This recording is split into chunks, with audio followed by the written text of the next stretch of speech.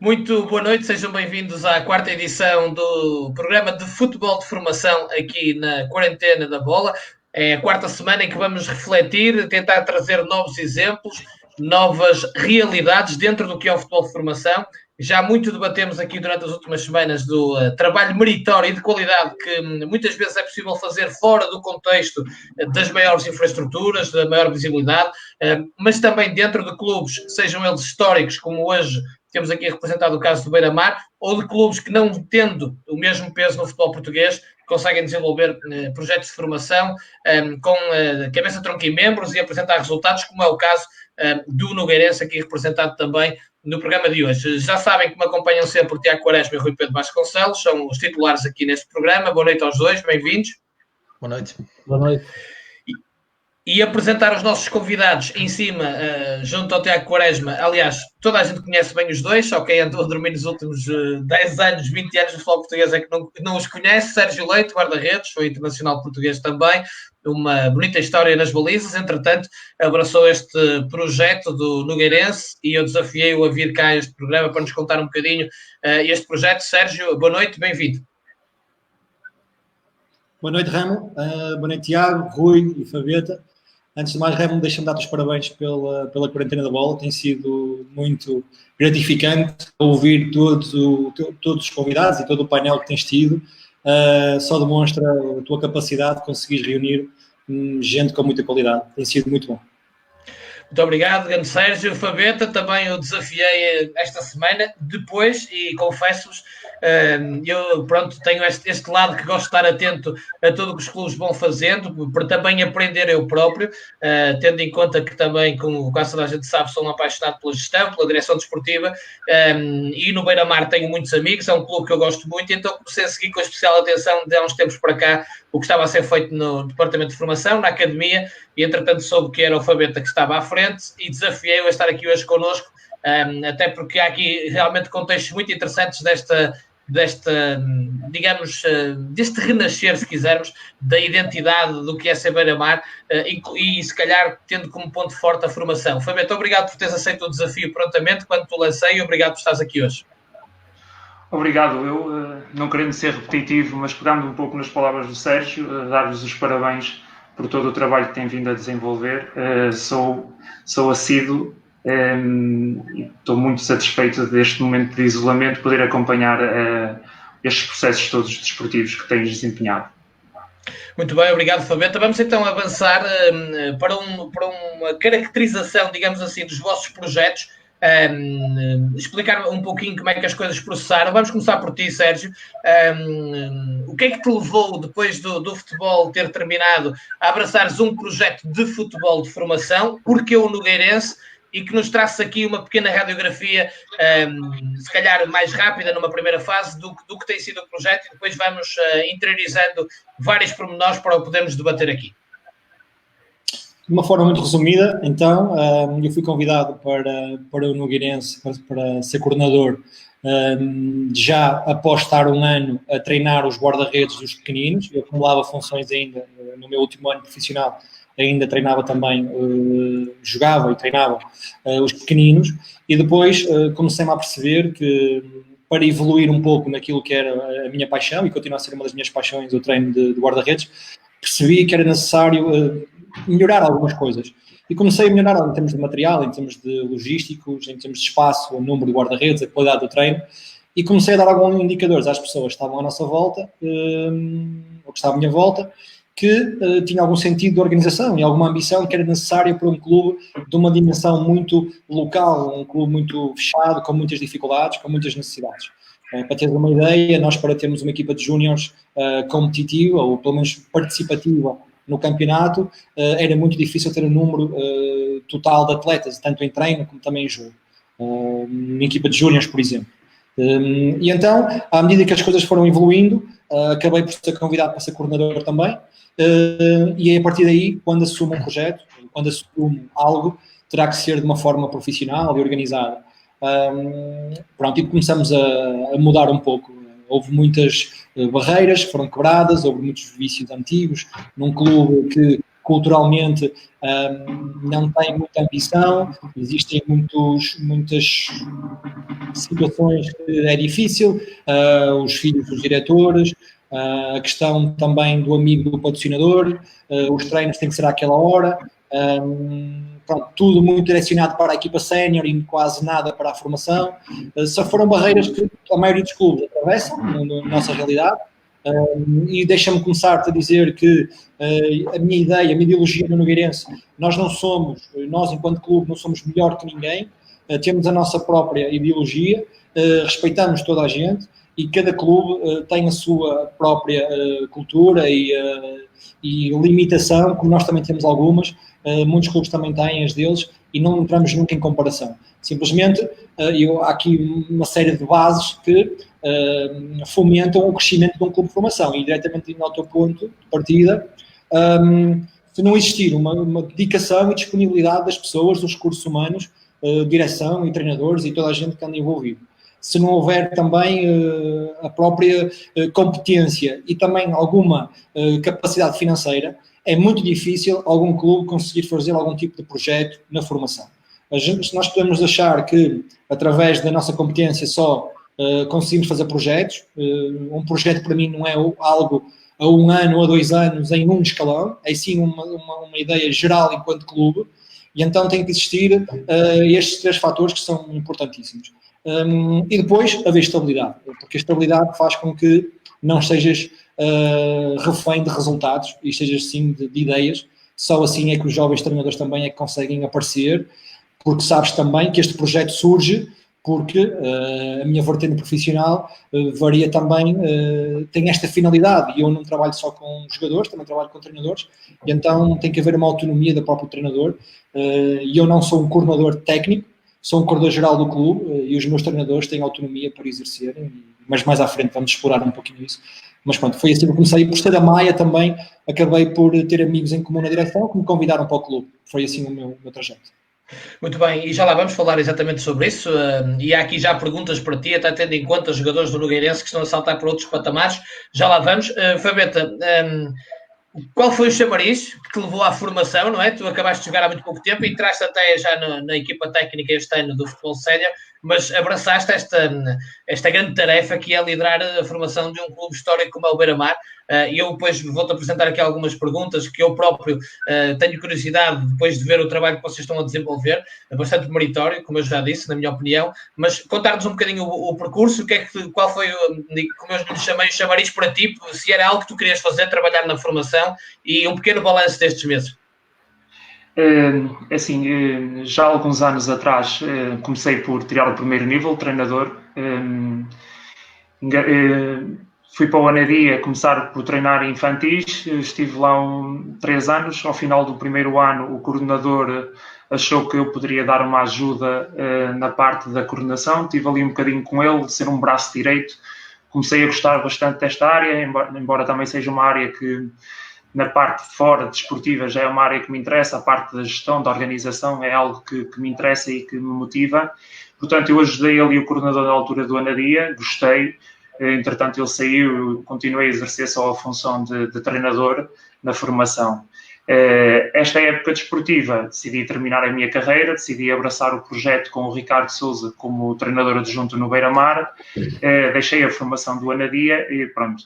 Em outubro, surgiu a situação do coordenador do Beira-Mar, o ex-coordenador, o Rui Neves, sair para abraçar outro projeto, e então a estrutura do Beira-Mar entendeu que eu poderia ter aqui a capacidade de dar continuidade ao projeto. Eles falaram comigo e eu estava disposto a ajudar, e assim foi que surgiu a situação. Decidi abraçar o projeto. Como eu disse anteriormente, é uma área que me satisfaz bastante, que gosto muito, que me motiva.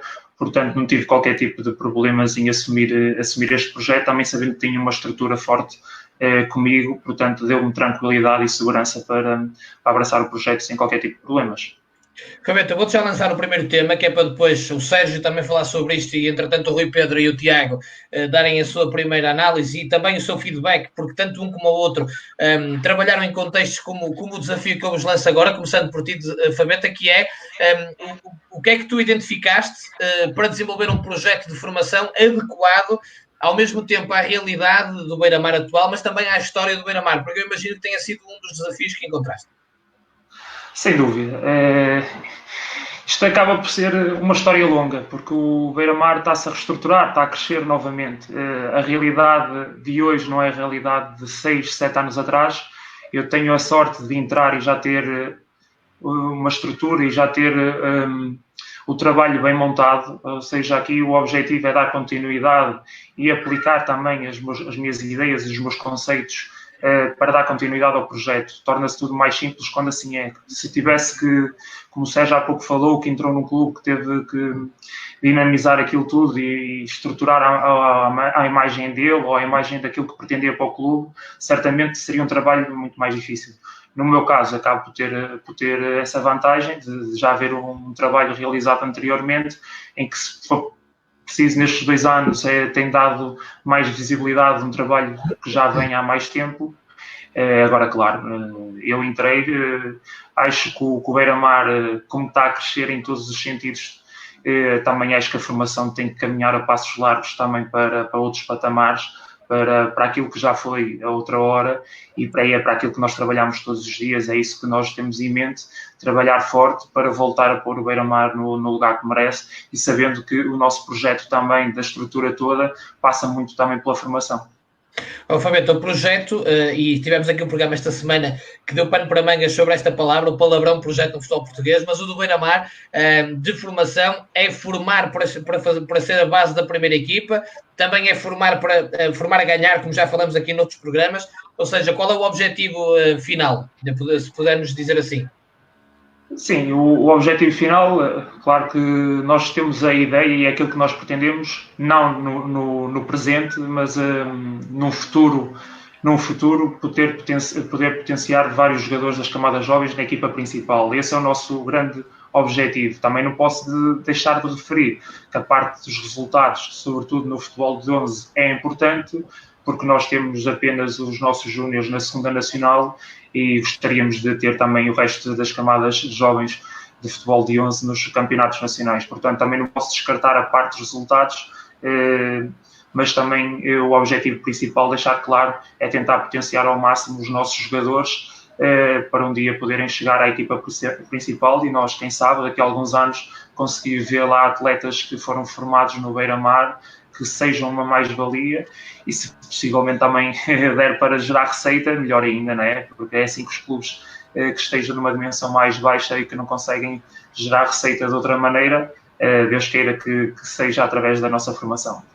E a sustentabilidade do Beira-Mar pode assentar de sobremaneira disso, por isso eu te ter perguntado, e percebe-se que se fala em resultados da formação no aspecto em que se tenta subir um clube histórico para os patamares mais altos possíveis, porque assim também, obviamente, ajuda na evolução. Sérgio, o teu contexto é um bocadinho diferente, porque não há o peso histórico de ser um Beira-Mar, como poderemos dizer aqui outros nomes, e por isso a tua preocupação foi desenhar um projeto de acordo com a realidade que encontraste, mas que assenta muito também no potenciar o jogador, a qualidade do jogador desenvolvido no teu projeto. Certo, Ramo. A ideia do clube passa por a evolução individual do atleta. Aqui ninguém está à procura de ser campeão de nada, sendo que sabemos que se tivermos bons jogadores, acabam por fazer boas equipas e boas equipas acabam por ter resultados esportivos interessantes. Agora, quando começamos, disseste e bem, que não há um peso histórico e tudo o que fosse feito para melhor seria bem melhor do que já existia. Então, mas também te digo, se nessa altura, se eu tivesse partilhado, ou se eu sonhasse, pudéssemos estar no Campeonato Nacional de Júniores, quando nós não tínhamos sequer o número de atletas, diziam que eu era louco. Se me perguntarem agora qual é o objetivo do clube, enquanto resultados esportivos, eu posso dizer que, enquanto equipa sénior, nós não sei se temos capacidade para, neste momento, estarmos no CNS. Agora posso dizer que temos capacidade para ser campeão da elite. Agora, se temos capacidade para continuar no CNS ou para ter alguma sustentabilidade, isso aí já não sei, porque somos um clube em que não tem massa adepta, não somos um clube principal de uma cidade, como é um Beira-Mar, como por vezes como é um Gil Vicente, como é um Braga, mas a verdade é que nós estamos no mesmo campeonato. No caso do Sub-17, por exemplo, estamos no mesmo campeonato que eles. No Sub-19 defrontamos equipas que têm condições logísticas e até financeiras, porque as equipas mãe A estão nos séniores e nas ligas profissionais, e nós dependemos muito daquilo que são alguns patrocinadores, os pais dos atletas, e a tal dedicação e a superação de todos os treinadores que fazem parte do clube, porque nós, para termos algum tipo de departamentos, estamos a falar na questão do scouting ou do recrutamento, que é o que eu gosto mais de chamar assim, a questão do fisioterapeuta, do departamento de médico, também do departamento de nutrição, da psicóloga. Pronto, são coisas que vamos instaurando e vamos crescendo ano após ano. Em qualquer clube tem uma dimensão destes que eu te falei, consegue concretizar isso no mesmo época desportiva. Por isso, isto são coisas que vamos adquirindo com o tempo. Sérgio, quantos anos é que estamos a falar já? 10. Por isso, nada é feito de um dia para o outro, e se não houver a tal paciência, a tal estabilidade, os pés no chão e saber que temos que ir conquistando as coisas, com a ajuda de muita gente também, e lá está. E tem que haver investimento. Remo, ninguém faz nada sem haver investimento. Só a qualidade e só os jogadores, para ter um jogador de qualidade, para vir para o Nogueirense, eu sei que há outros clubes que só o nome em si convencem o jogador. Eu tenho que lhe dar algo mais, eu tenho que oferecer algo mais, e esse algo mais tem a ver com as condições que um jogador possa ter, ou na finalidade, neste caso quando transitar para sénior, porque essas equipas, por ter muito mais qualidade na equipa sénior e por estarem em níveis superiores, ficam com a transição mais apertada, e eu, se calhar, a minha equipa sénior consegue estar numa elite, e 70% do plantel é formado no clube, e não só no último ano de júnior, mas já tem 3 e 4 anos de formação. E isso, para nós, tem sido uma conquista enorme, e para mim, enquanto depois na minha área profissional, tem-me ajudado imenso.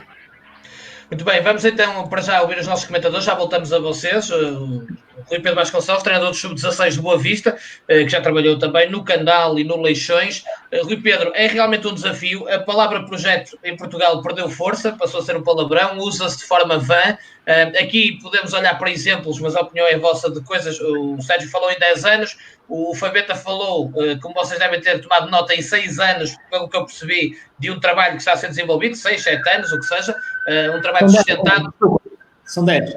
10, exatamente. 10 anos. Eu falei cerca de 4. Pronto, ok. Ou seja, há um trabalho, não foi algo... Agora, o importante aqui, como já falamos ainda ontem no painel que eu aqui tive, é que não se abandone ou que não venha alguém de repente e mude tudo, mas obviamente há esta importância, até está aqui em rodapé na nossa conversa, que é o desafio de criar um projeto de formação adaptado à realidade de cada clube, e eu acrescento, e ao contexto histórico de cada clube, porque quando falamos num Beira-Mar, num Leixões, num Boa Vista, isso tem que estar presente, não é? Sim, olá Remo e olá ao pessoal aqui do painel, um abraço ao Fabeta.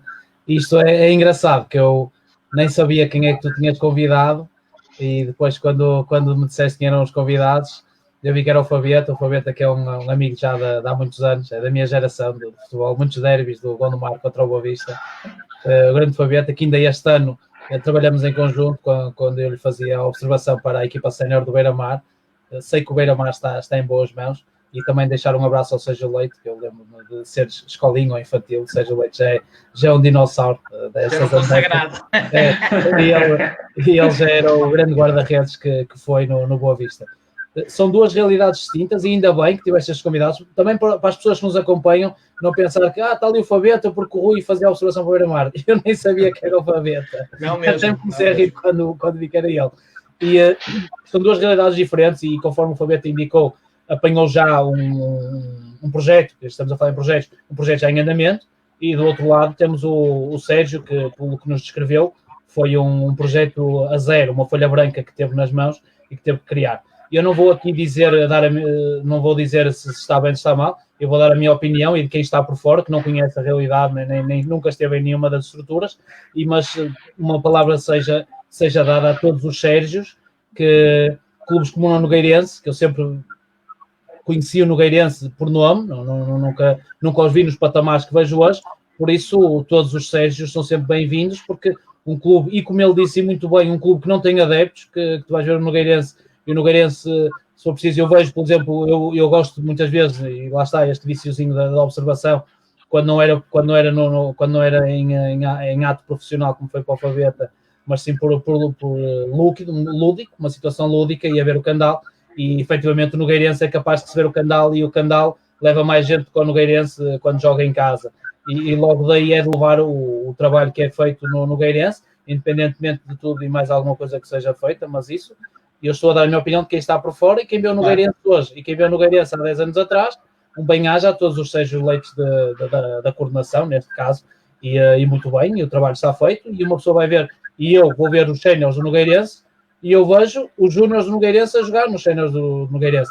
E além de ver jogadores em júniores do Nogueirense a jogar nos séniores do Nogueirense, vejo a forma de jogar dos séniores muito idêntica à sua formação.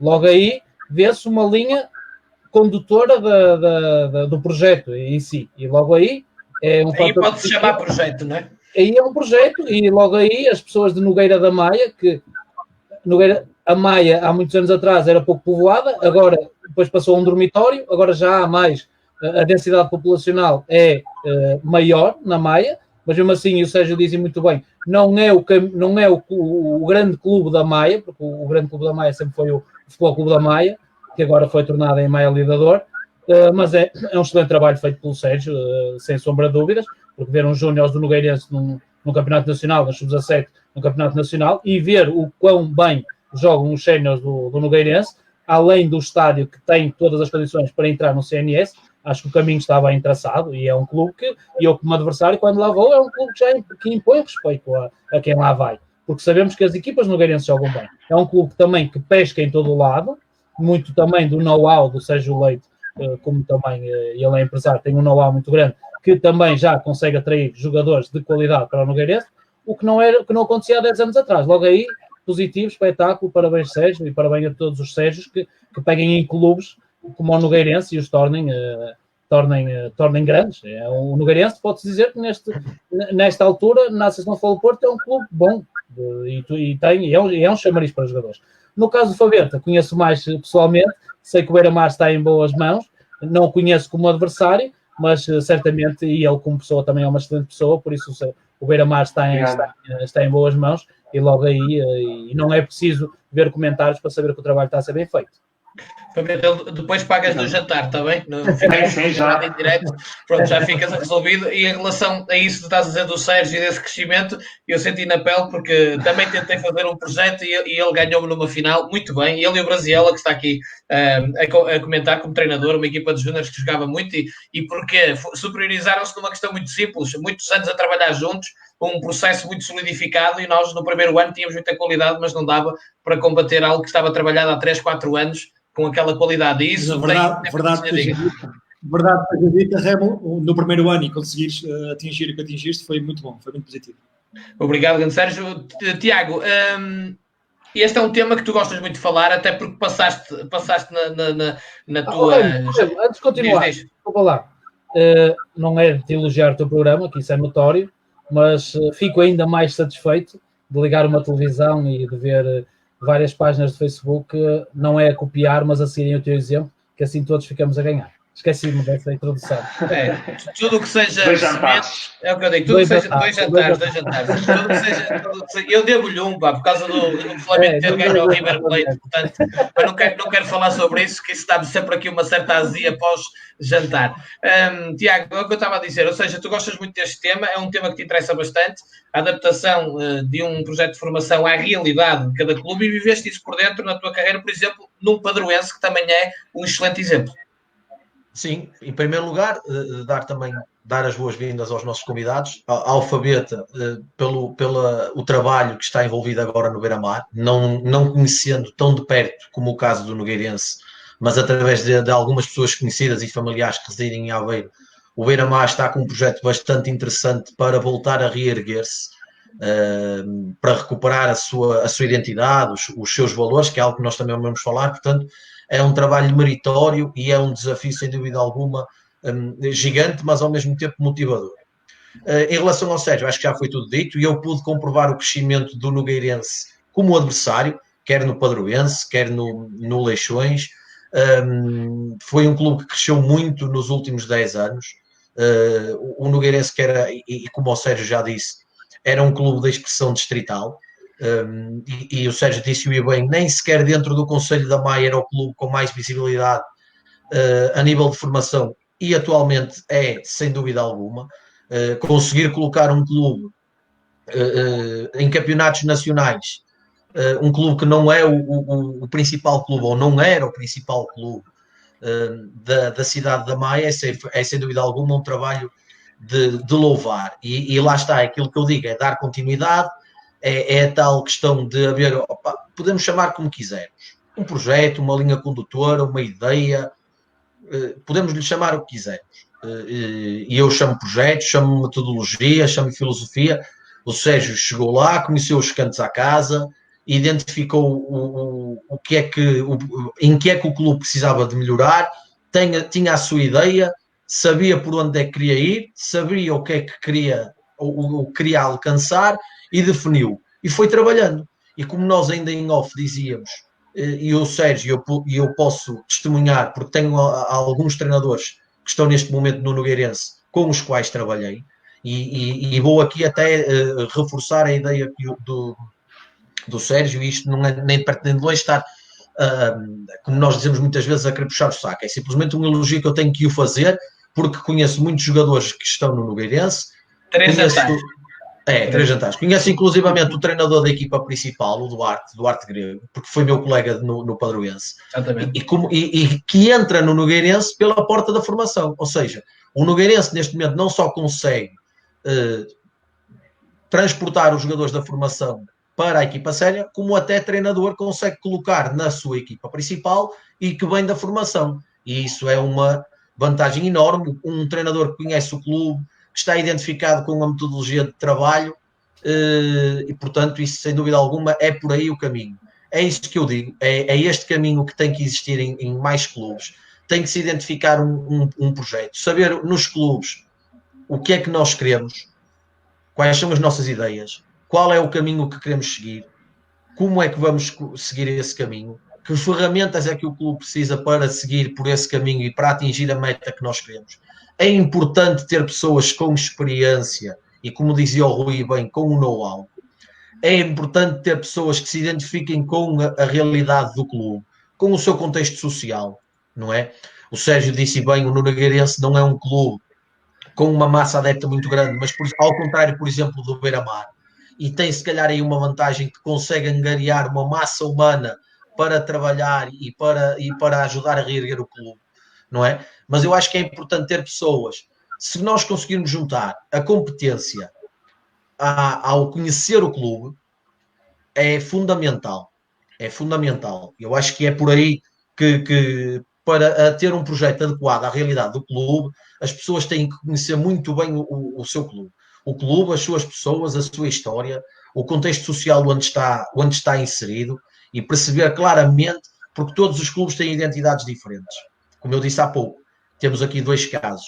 Um Nogueirense, que não era um clube de grande expressão dentro do seu concelho, o Beira-Mar, que é o clube mais representativo do concelho de Aveiro, e eu até atrevo-me a dizer do distrito de Aveiro, não é?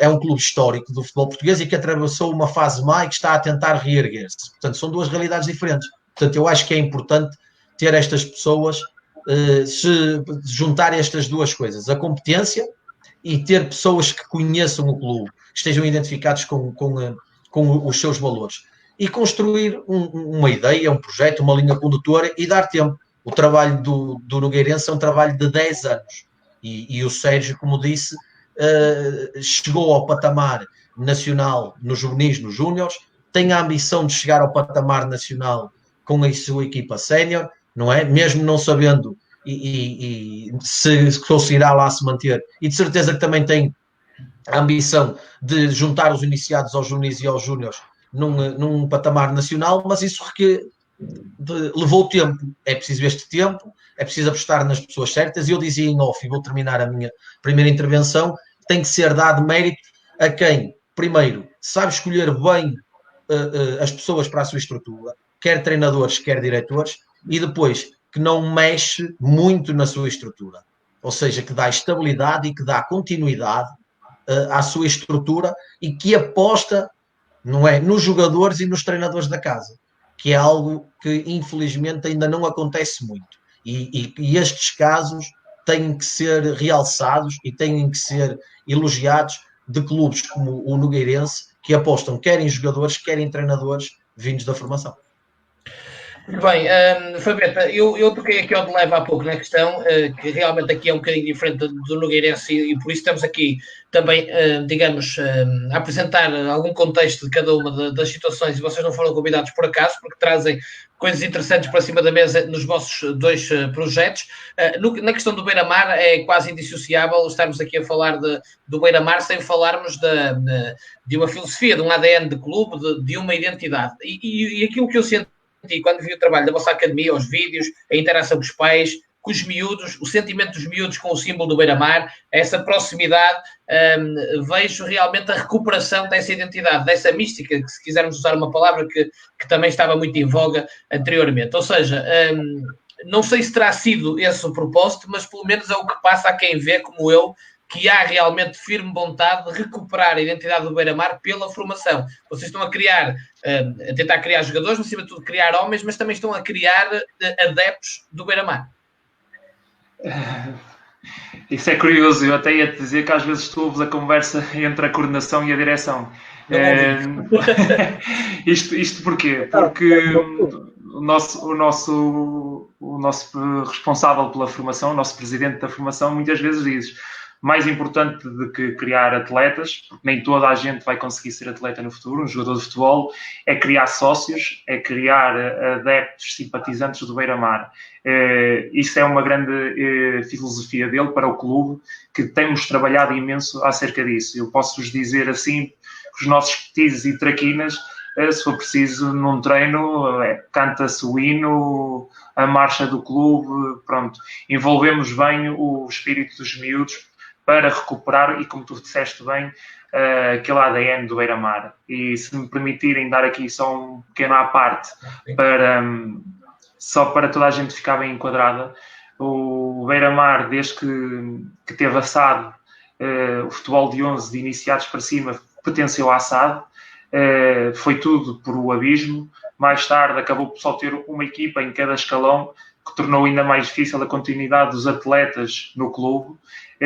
Com isto, os adeptos, sobretudo os atletas, dispersaram do clube, ou seja, o clube ficou muito mais abandonado do que aquilo que deveria de ser o normal, porque o Beira-Mar, obrigatoriamente, pela dimensão que tem, pela história que tem, consegue ter uma quantidade de atletas significativa no concelho.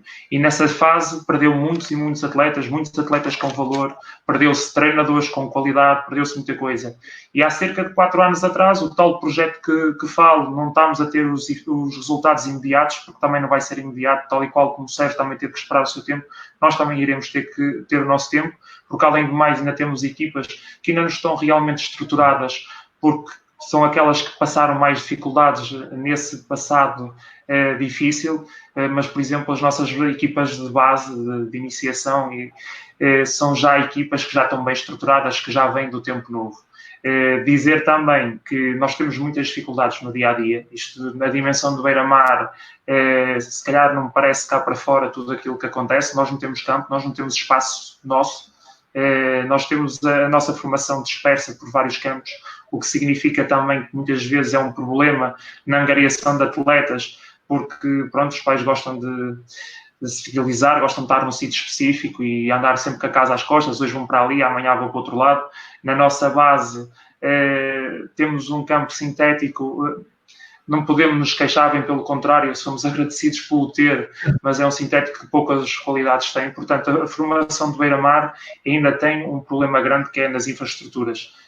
Com isto também dizer que mesmo assim conseguimos ter cerca de 300 atletas, ou seja, nós temos gente que gosta do clube, que já tem o ADN e que sente o clube, e é com este espírito que nós queremos trabalhar para o futuro e continuar com estes atletas que sentem o clube, promover cada vez mais a recuperação desse ADN, envolver cada vez mais a cidade com o clube, a cidade com a formação, porque o futuro do clube será sempre a formação, e nós temos o nosso slogan que dizemos: somos a força do Beira-Mar. Pronto, só isso acho que significa alguma coisa. Pronto, tentámos dinamizar ao máximo os atletas para, em momento algum, perceberem que o Beira-Mar é um clube que vive o momento. Nós não vivemos o momento, queremos viver o momento, queremos viver o futuro com estes atletas que sentem o clube, e cada vez mais vamos ter mais atletas a senti-lo. E lá está, eu consegui captar isso só no vosso Facebook e nas vossas redes sociais, e está lá um excelente trabalho. Aconselho a quem quiser que vá ver. Eu ainda hoje aconselhei ao meu filho, que tem 14 anos e que também joga futebol numa academia aqui no Clipe, e eu disse-lhe: vai ver o que a Academia do Beira-Mar está a fazer para tirar-se algumas ideias. Não que no Clipe não esteja a trabalhar muito bem, já agora um abraço para eles todos, os treinadores são quase todos meus amigos, a coordenação e etc, mas para ver a dinâmica com que vocês estavam a trabalhar, porque realmente foi algo que me chamou a atenção, e por isso os meus parabéns aqui em direto. E aliás foi isso que me levou depois a convidar-te. Sérgio, no caso, lá está, por isso é que nós enquadramos primeiro, antes de partirmos para esta conversa. No caso do Beira-Mar, ressalta, e parece-me evidente que é necessário recuperar esta ligação com a cidade, com a história do clube. Tu não tiveste isso, tiveste que criar aqui outra situação. Já explicaste um bocadinho tudo o que foste fazendo. O que te pergunto, e tendo em conta o que falou o Tiago Quaresma e o Rui Pedro Vasconcelos, é se tu, logo desde o início, tinhas firme na tua ideia esta evolução dentro do que é possível dos treinadores, também dentro do projeto, e esta equipa de treinadores mais ou menos estanque também, e esta questão da ideia de jogo ser transversal, se era algo que também tu fizeste questão de aportar ao projeto.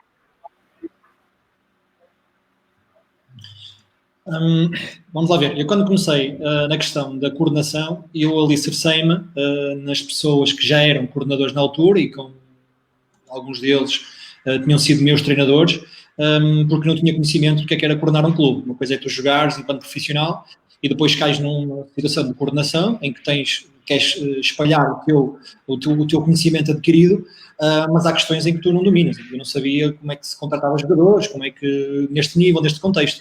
Eu nunca tinha sido amador, era a primeira vez que estava a lidar com um clube amador, com comportamentos amadores, e a primeira coisa que notei de organizar é criar exigência. A exigência em toda a gente. E quem não estiver preparado para lidar com a exigência não tem espaço no clube. E então vais comprar a primeira guerra, que é pessoas que acham que um treinador que a meio do treino, isto é uma realidade que se passou comigo, e existe certamente, espero que não exista, mas que certamente ainda vai existir em alguns sítios. O treinador saía a meio do treino para ir fumar um cigarro, o diretor aparecia lá 10 minutos e depois vai embora, e está a equipa sozinha. O treinador está só um treinador para um grupo de 20 atletas, não tem um diretor, não tem um treinador adjunto, e está sozinho entregue, em que vai debitar só o treino e está a ocupar o tempo. Isso para mim não faz sentido.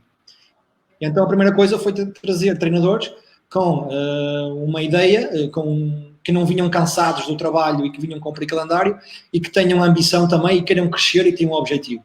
Porque tu podes ter qualidade, mas estás reduzido a ser treinador da formação daquele contexto durante 10, 20, 30 anos, até ficares no clube e queres manter-te assim. Isso para mim não faz sentido. A mim faz sentido um treinador que esteja, que dê o limite de tudo, que consiga mostrar trabalho e que tenha a ambição de querer crescer e que não queira estar na formação naquele nível. Agora, a partir do momento em que tu cresces também enquanto clube, esta questão de dar-se o salto, já tens de pensar duas vezes, porque só vais trocar se realmente for mais apelativo. E então deixares algo que já construíste e dares o salto para algo que é quase dar um salto para o lado e não um salto qualitativo enquanto carreira, faz com que o clube, crescendo, também dá estabilidade aos treinadores. Porque eu tive a sorte dos treinadores que recrutei idealizarem e personificarem aquilo que é uma ideia de jogo enquanto valorização do atleta e não uma situação resultadista, e também eles tiveram a sorte de ter alguém que os coordena, neste caso que os guia, e também lhes dá a estabilidade, que não é bola que bate no poste, não é o ficares a um ponto de ser campeão, que vai definir se tens qualidade ou não. Isso aí para mim não faz sentido. Eu posso dizer que no meu segundo ano de coordenação, nós estávamos na primeira divisão nos iniciados, tínhamos acabado de subir, e eu troquei o treinador de juvenis para os iniciados. E tínhamos 8 derrotas nos iniciados, fomos ao Bessa, curiosamente, e o primeiro ponto que fizemos foi um empate no Bessa, que era dos primeiros classificados. E foi só nessa véspera, nessa semana. E isso criou ali algum tipo... Sem dúvida, foi sorte. E então aquilo que se passou ali foi a primeira guerra que eu travei, que tirei um treinador na altura, os 2 treinadores que tinham já um histórico no próprio clube, e eu troquei o escalão. Para o treino dos iniciados acabou por ser alguma promoção, passou para os juvenis, mas o juvenis sentiu que foi uma despromoção e passar para os iniciados. E isto foi algo que foi necessário fazer para tentar salvar os 2 escalões e para tentar resolver as 2 situações, e felizmente conseguimos. Agora, foi uma das ações que eu estou a falar-vos há 9 anos atrás, e tive que comprar uma guerra enorme. E depois abrir o estádio às 5 horas. Era algo que era impensável, porque o estádio só abre às 7. E então abrir o estádio às 5 horas para treinar os júniores foi mais uma guerra, mais uma barreira cultural que foi ultrapassada. Para teres uma ideia, Raimo, e toda a gente que nos ouve, e agora Fabieta, tu estavas a falar que tens vários campos espalhados e que é difícil para ti e para os pais, eu entendo perfeitamente, localizar toda a tua formação num só estádio. E eu queria, e desejava, e sonhava ter mais um campo. E mesmo que ele fosse a 5 ou 10 km. Porque só tenho um espaço para treinar. Sérgio, deixa-me só dizer uma coisa. O campo onde nós vamos, estamos a partilhar com a equipa da casa. Ou seja, não é um campo para nós, temos um bocado de espaço para nós. Eu não dei essa parte, mas pronto. Sim, cada um tem a sua realidade e tens que te safar, e estás a fazer um grande trabalho e continua assim. Sim. Que continuas a treinar em metade do campo e consigas ganhar, não há problema nenhum. Agora, aqui a questão é, nós temos a sorte também de, culturalmente, temos treinadores que se adaptam, e eu joguei em Inglaterra e dou sempre esse exemplo, que havia um planeamento desmedido durante 2-3 meses para fazer algo em qualquer área, e o português no mesmo dia acaba por fazer e faz bem e desenrasca, e se for um buraco na estrada e o Tuga faz na hora, mete ali 2 cones e faz um buraco, o inglês tem que avisar durante 3 meses antes que vai haver uma obra naquele sítio, naquele momento, e começa a cortar as estradas e não sei o quê. Pronto, adaptabilidade do treinador, e o Tiago está aí, fez uma análise muito positiva daquilo que foi o trabalho no Nogueirense, e também quem está no estrangeiro percebe que o treinador português é aceito, e eu trabalho com muitos porque tem uma adaptabilidade e uma capacidade, uma palavra que eu gosto, que é a destreza, que hoje em dia já cada vez está a se esfumar cada vez mais esta palavra, e é algo que personifica muito bem aquilo que é e que tem que ser o treinador da formação. Tem que ter uma capacidade muito grande de, às vezes, ouvir o bitite que não é ajustado, aquilo que o pai, o diretor, alguém, meter-se no trabalho, e isso não é fácil. O treinador tem a sorte, no Nogueirense, tem a sorte de ter um presidente e uma direção que dão total autonomia e confiam do início até ao fim. Todos os presidentes que estiveram lá, foi sempre assim, foi essa a condição que eu também tenho. A área desportiva faz parte da minha gestão, a área administrativa faz parte da direção do clube.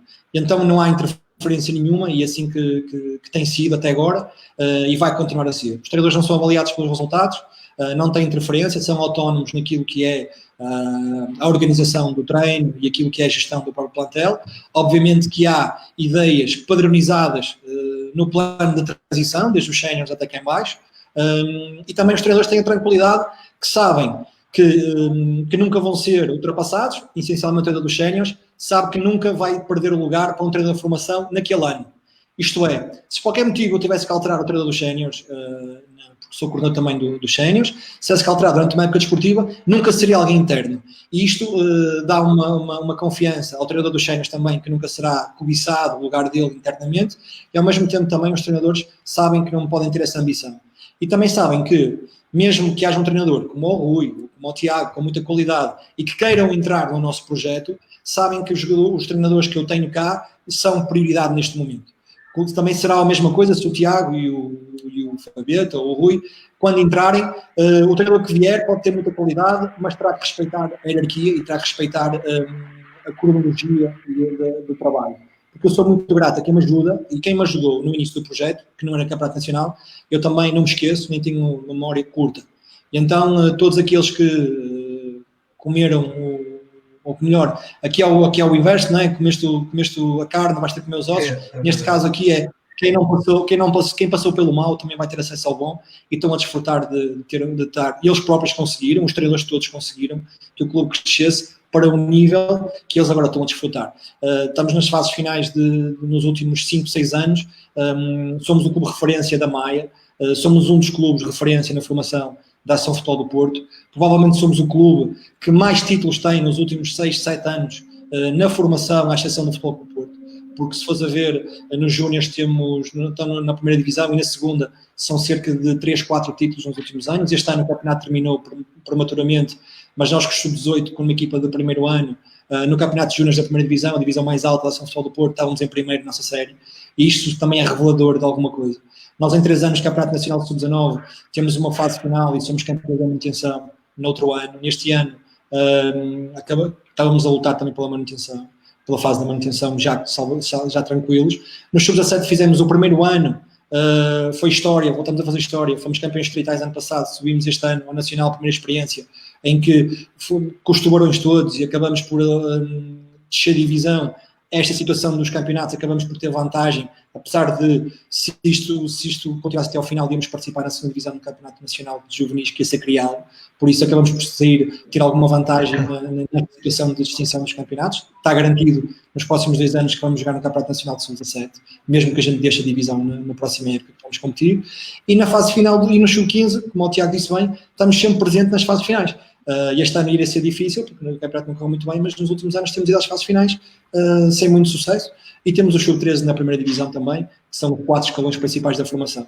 E isso tem a ver com a estabilidade, tem a ver com o trabalho. Não acredito em projetos de 1 ano, 2 anos, num escalão, acredito numa ideia, numa filosofia, num trajeto de estabilidade, em que estou sempre pendente da continuidade de um treinador, de continuidade dos atletas, da continuidade de uma direção, e isto está ligado à formação. Nós temos que tentar fazer o melhor ano a ano e esperar que as pessoas acreditem em nós e preparar as épocas atempadamente. Não acredito em preparação no momento, não acredito em nada disso. Nós estamos já a preparar a próxima época, já desde janeiro, é sempre assim que acontece. A escolha de treinadores, o recrutamento, porque uma coisa é quando se fala em scouting, e eu tenho seguido muito atentamente os teus programas, e fala-se em scouting profissional e scouting na formação, scouting na formação para grandes clubes, porque eu gosto mais de chamar recrutamento, porque uma coisa é a empresa, identificamos o talento, mas depois há o trabalho que é tão ou mais difícil, que é trazê-lo para o nosso clube. E o que é que nós podemos oferecer, de que forma é que nós vamos explicar o nosso projeto e ser sinceros e coerentes com aquilo que estamos a convencer um atleta ou a promover o nosso projeto.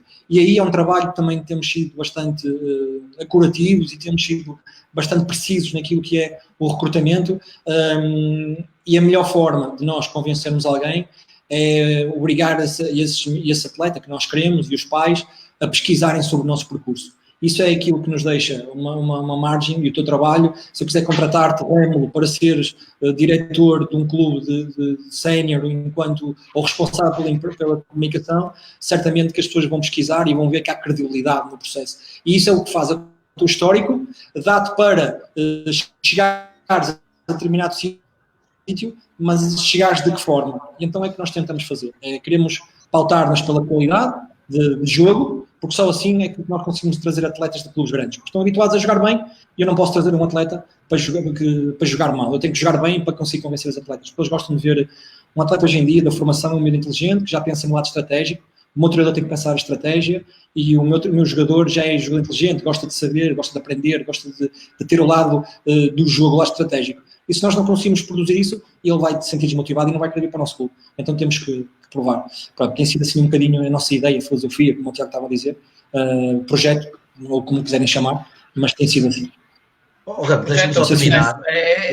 Sim, Tiago, força. Ia passar para ti mesmo. Só dizer aqui uma coisa, até porque tu inicialmente, quando começamos a abordar este tema, e falaste aí de um clube que me diz muito, que é o Padroense, no qual eu trabalhei 6 anos, e também passei um bocadinho por aquilo que o Sérgio passou no Nogueirense, e que o Fabeta com certeza estará a passar agora no Beira-Mar, e o Rui também percebe muito bem o que eu vou dizer, porque trabalhou em clubes como o Candal, como o Leixões, em fases menos positivas, e está agora também numa fase em que o Boa Vista se está a voltar a reerguer na formação. Eu entro um ano antes no Padroense do que o Sérgio entra no Nogueirense, eu entro em 2009 para o Padroense, e o Padroense também era um bocadinho, podemos comparar com o Nogueirense. Em termos de expressão no Conselho, nem de perto nem de longe é o clube mais representativo do Conselho, sabemos bem que é o Leixões, no caso do Conselho de Matosinhos, e que tem outros clubes também com uma boa formação. E eu lembro-me de, enquanto jogador, o Padroense ser um clube que andava nas primeiras divisões distritais e maioritariamente na segunda divisão. E, no entanto, havia um projeto muito bem delineado e muito bem pensado pelo clube, pela direção do clube. Pessoas que conhecem o clube muito bem, conhecem a realidade. Primeiro, o meu primeiro coordenador foi o João Rosas e depois o professor Zé Manel, que é uma referência na área da coordenação, e que tinha um projeto muito bem pensado. E só aqui para pegar num ponto. Eu entro num clube e que também o Padroense tem um campo relevado em que a formação não treina nele. Primeiro ponto. É um campo de relevado natural e nós sabemos bem que a formação não treina nele, só treinava já na parte final da época, na parte de primavera-verão, os mais pequenitos, os meninos de 5, 6, 7 anos, que não danificam muito o estado da relva. Era um campo sintético para treinar cerca de 300, 350 atletas. E o Padroense, lá está, com um projeto bem pensado, as pessoas a saberem o que é que tinham que fazer, pessoas identificadas com aquilo que era a linha do clube, que era a ideia do clube, a metodologia de trabalho do clube, e os resultados foram aparecendo. E eu competi cerca de 3 anos e meio como treinador adjunto na segunda nacional de Júniores, e entro no Padroense, um clube que fazia captações para uma equipa de nacional de Júniores. E passados 2, 3, 4 anos, nós começamos a recrutar, como diz o Sérgio, a recrutar atletas identificados por nós, observados pelo clube. Portanto, foi um projeto que demorou, lá está, 6, 7 anos, que começou antes de eu chegar ao clube, e que neste momento o Padroense também é um clube sustentado na formação, que tem a sua equipa de júniores no Nacional, que tem a sua equipa de juvenis através de um protocolo que toda a gente sabe com o Futebol Clube do Porto, mas que tem boa formação e que projeta jogadores e coloca os jogadores da equipa na equipa sénior. Por isso, é esta tal questão que eu digo muitas vezes, que falou-se já nos anteriores programas da capacidade dos treinadores, da qualidade, do processo, etc. E eu acho que primeiro, até houve uma questão no último programa que nos perguntaram, um espectador, qual era o perfil adequado do dirigente para a formação. E eu disse que antes de se pensar nisso, o clube tem que ter uma ideia, e podemos chamar projeto, volto a dizer, metodologia, ideia, ou o que for. Tem que ter um projeto para o futebol de formação e depois, a partir daí, identificar que diretor, que treinador é que nós queremos. E recrutar e começar a trabalhar. Nada mais. E eu falei neste caso do Padroense porque eu vivi por dentro, e um clube também que teve que fazer um crescimento sustentado, como o exemplo do Nogueirense e do Padroense. São dois clubes que eu acho que servem muito bem de exemplo para aquilo que deve ser esta forma de trabalhar no futebol de formação. Foi por isso que até elogiamos o Rui Pedro a semana passada, quando ele disse que ele tem a humildade suficiente de dizer: eu não sou o treinador certo para treinar sub-10 e sub-9, porque não é característica necessária, não tenho essas características. E eu elogiei aqui e volto a elogiar, porque acho que às vezes falta isso. E não há que ter vergonha, como disse logo aqui o Fernando Valente no primeiro dia, de ser um excelente treinador de sub-13 ou um excelente treinador de sub-15. Porquê? Qual é o problema? A pessoa pode se especializar precisamente nessa área e ser um excelente treinador. E já lançamos aqui bases de que se calhar o futuro passa por pagar bem melhor aos treinadores da base do que aqueles às vezes estão mais acima. É um caminho que tem que se percorrer. Rui Pedro, quando estava a ouvir o Fabeta a falar da questão do Beira-Mar, que eu tinha identificado, falar do Boa Vista é falar exatamente disto, não é? Portanto, o ADN está lá, como já disseste muitas vezes, que até porque foste atleta do Boa Vista na formação, o Sérgio também, fazer do pouco muito, sem desculpas. O Boa Vista foi campeão nacional de Júniores, e eu sei bem, porque o meu primo estava nessa equipa, ao Petit, a treinar em pelados, ou a treinar num pelado, na pasteleira, e portanto, não deixaram de ser campeões nacionais. E tivemos aqui o Carlos Campos e o Daniel Barreira na segunda-feira com mestrado de scouting, e eles trabalharam no Boa Vista e na versão pasteleira com pouquíssimas condições, exatamente, de infraestrutura, e eles próprios disseram não é o ideal, mas conseguiu-se, porque há outras coisas que se vão buscar, a tal destreza que falou o Sérgio. Portanto, os clubes realmente têm que olhar para dentro de si, ter pessoas que compreendam a sua realidade, a sua história, e adequar o projeto àquilo que tem em mãos. E se há um Boa Vista, obviamente, tem que ter em consideração a sua história, não é? Como é lógico. Exatamente. E pegando bem, e disseste muito bem, as pessoas têm que entender a realidade do clube. E isso muitas vezes não acontece. O Sérgio tem essa dificuldade no Nogueirense, o Fabeta tem essa dificuldade, porque é muito fácil chegar ao domingo, está a almoçar com a mulher e dizer: olha, vou ver os séniores à tarde. E vai para lá, manda umas labercas e nem sabe, não sabe o que é que se passa, não não sabem as dificuldades que os dirigentes têm, não sabem as dificuldades dos clubes, vão no olho, vão naquilo que se apercebem e atiram para o ar sem saber. E eu ia pegar, não no exemplo de Boa Vista, que felizmente cheguei ao Boa Vista, que está, conforme o Tiago disse, a reerguer, e muito bem. Também foi isso que me aliciou, mediante as pessoas também que me convidaram para ir para lá, para voltar à minha casa.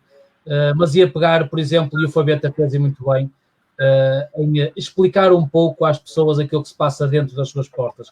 E eu posso pegar no meu exemplo mais recente, que foi o ano passado, estive no Leixões, fui o treinador principal do Sub-15 do Leixões, e muita gente me diz assim, então tu ano passado estiveste no Sub-15 do Leixões com uma equipaça e não subiste divisão. Lá está, é aquela situação que as pessoas não conhecem a realidade dos clubes, nem tão pouco dos projetos.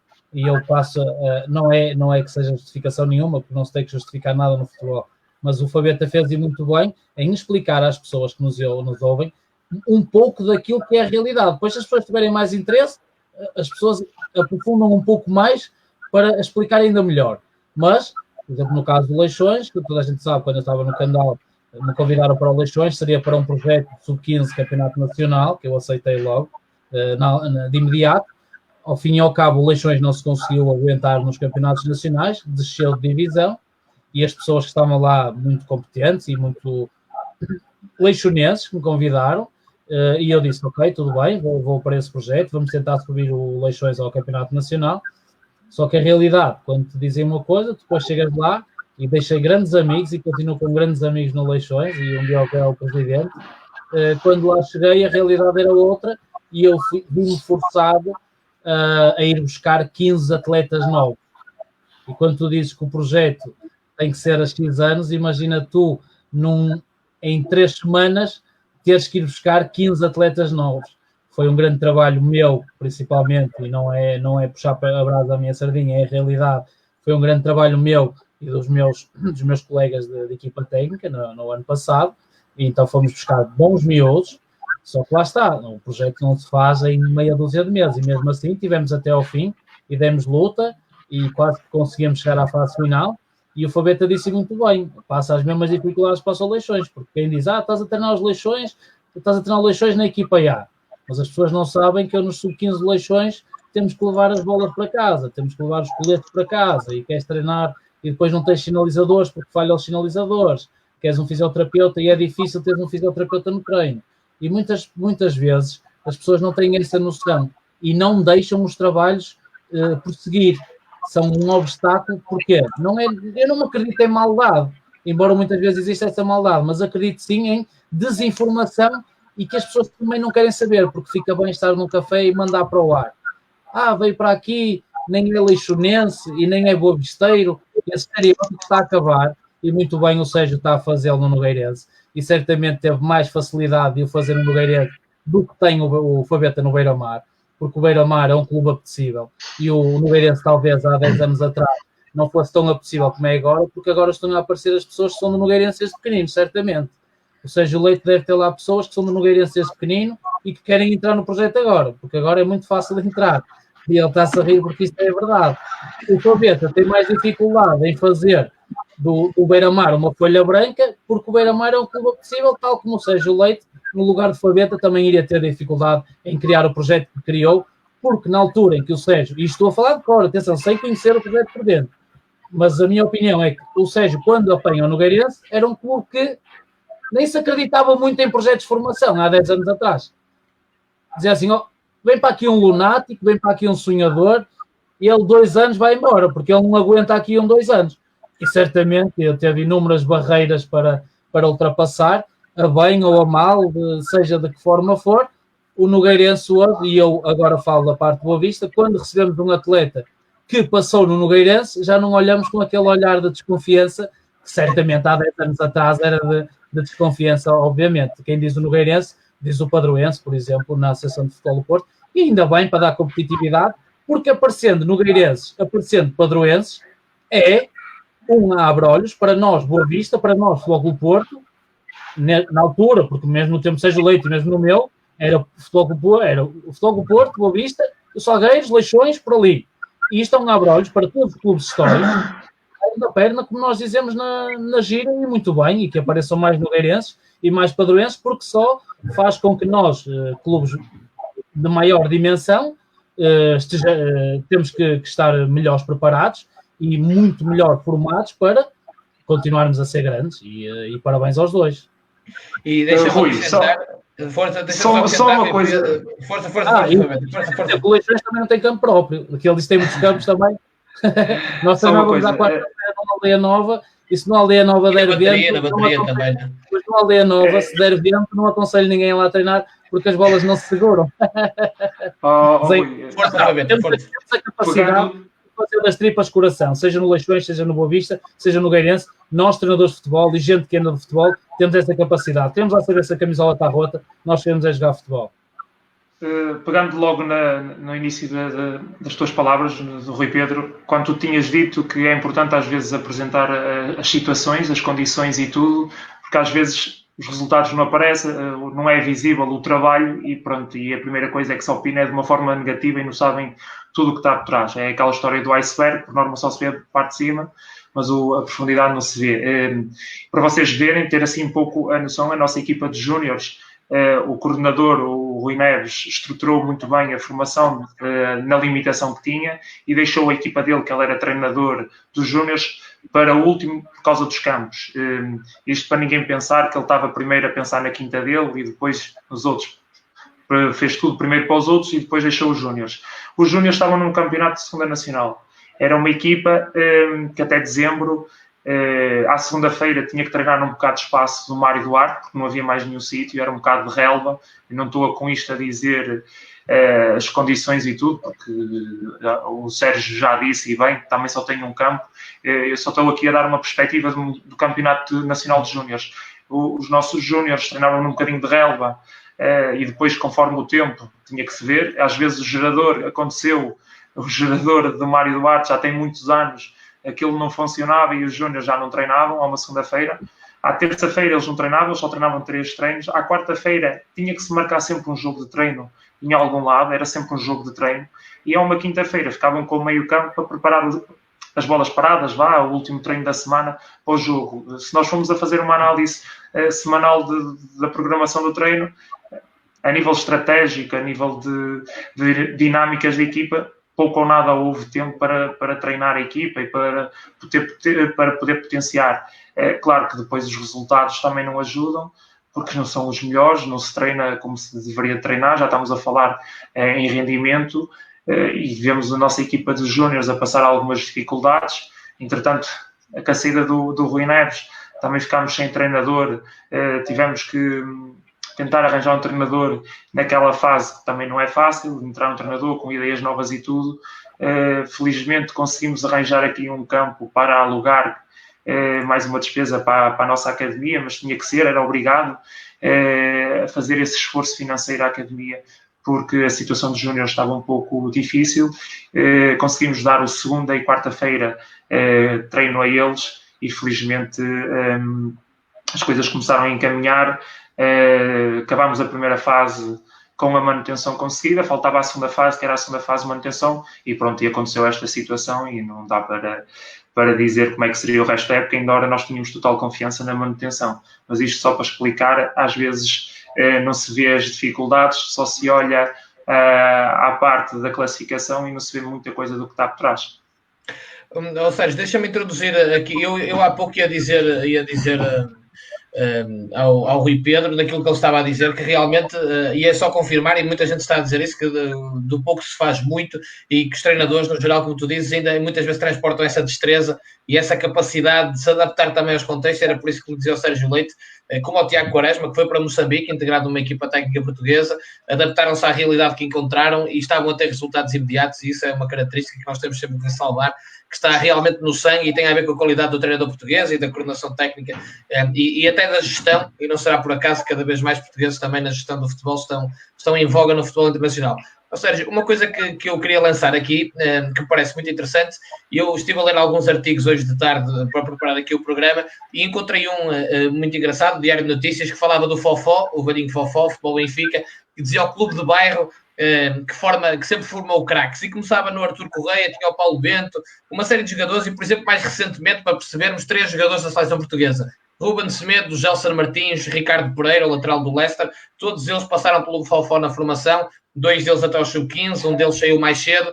Isto para chegar aonde? Exatamente é isto: o clube de bairro que forma craques, que leva jogadores depois, foram para o Sporting, para aqui, para acolá, e chegaram à seleção. Eu acho que em Portugal, não sei qual é a tua opinião sobre isto, e pegando obviamente o teu exemplo, ainda é algo muito escamoteado a força que os clubes não grandes, ou não com tanta força financeira, ou que não estejam tão na moda na formação, o peso que esses clubes têm na qualidade da formação de muitos jogadores. Porque o trabalho que já é realizado é de grande qualidade, não é? E que já deixaste aqui claro que é de exigência máxima, não é? Certo. Mas eu não acredito que esses jogadores que tu falas, se vão para uma estrutura onde não existem condições, o treinador pode ser muito bom, pode ter muita capacidade, mas se o próprio jogador não tiver uma qualidade já com ele inerente, e podemos chamar talento, podemos chamar potencial, eu chamo qualidade. Se o jogador não tiver qualidade, ele não pode, ele vai se evidenciar em alguma maneira, e alguém vai ver e vai dar o salto. Agora, nós não podemos exigir um treinador que não tem condições. E o Rui estava a falar há pouco daquilo que é a realidade, e eu gosto de falar daquilo que é a realidade e não aquilo que é o ideal, mas aquilo que é a realidade atual. Não há nenhum treinador sem condições que consiga fazer trabalho. Quando falo de condições, já falo bons jogadores.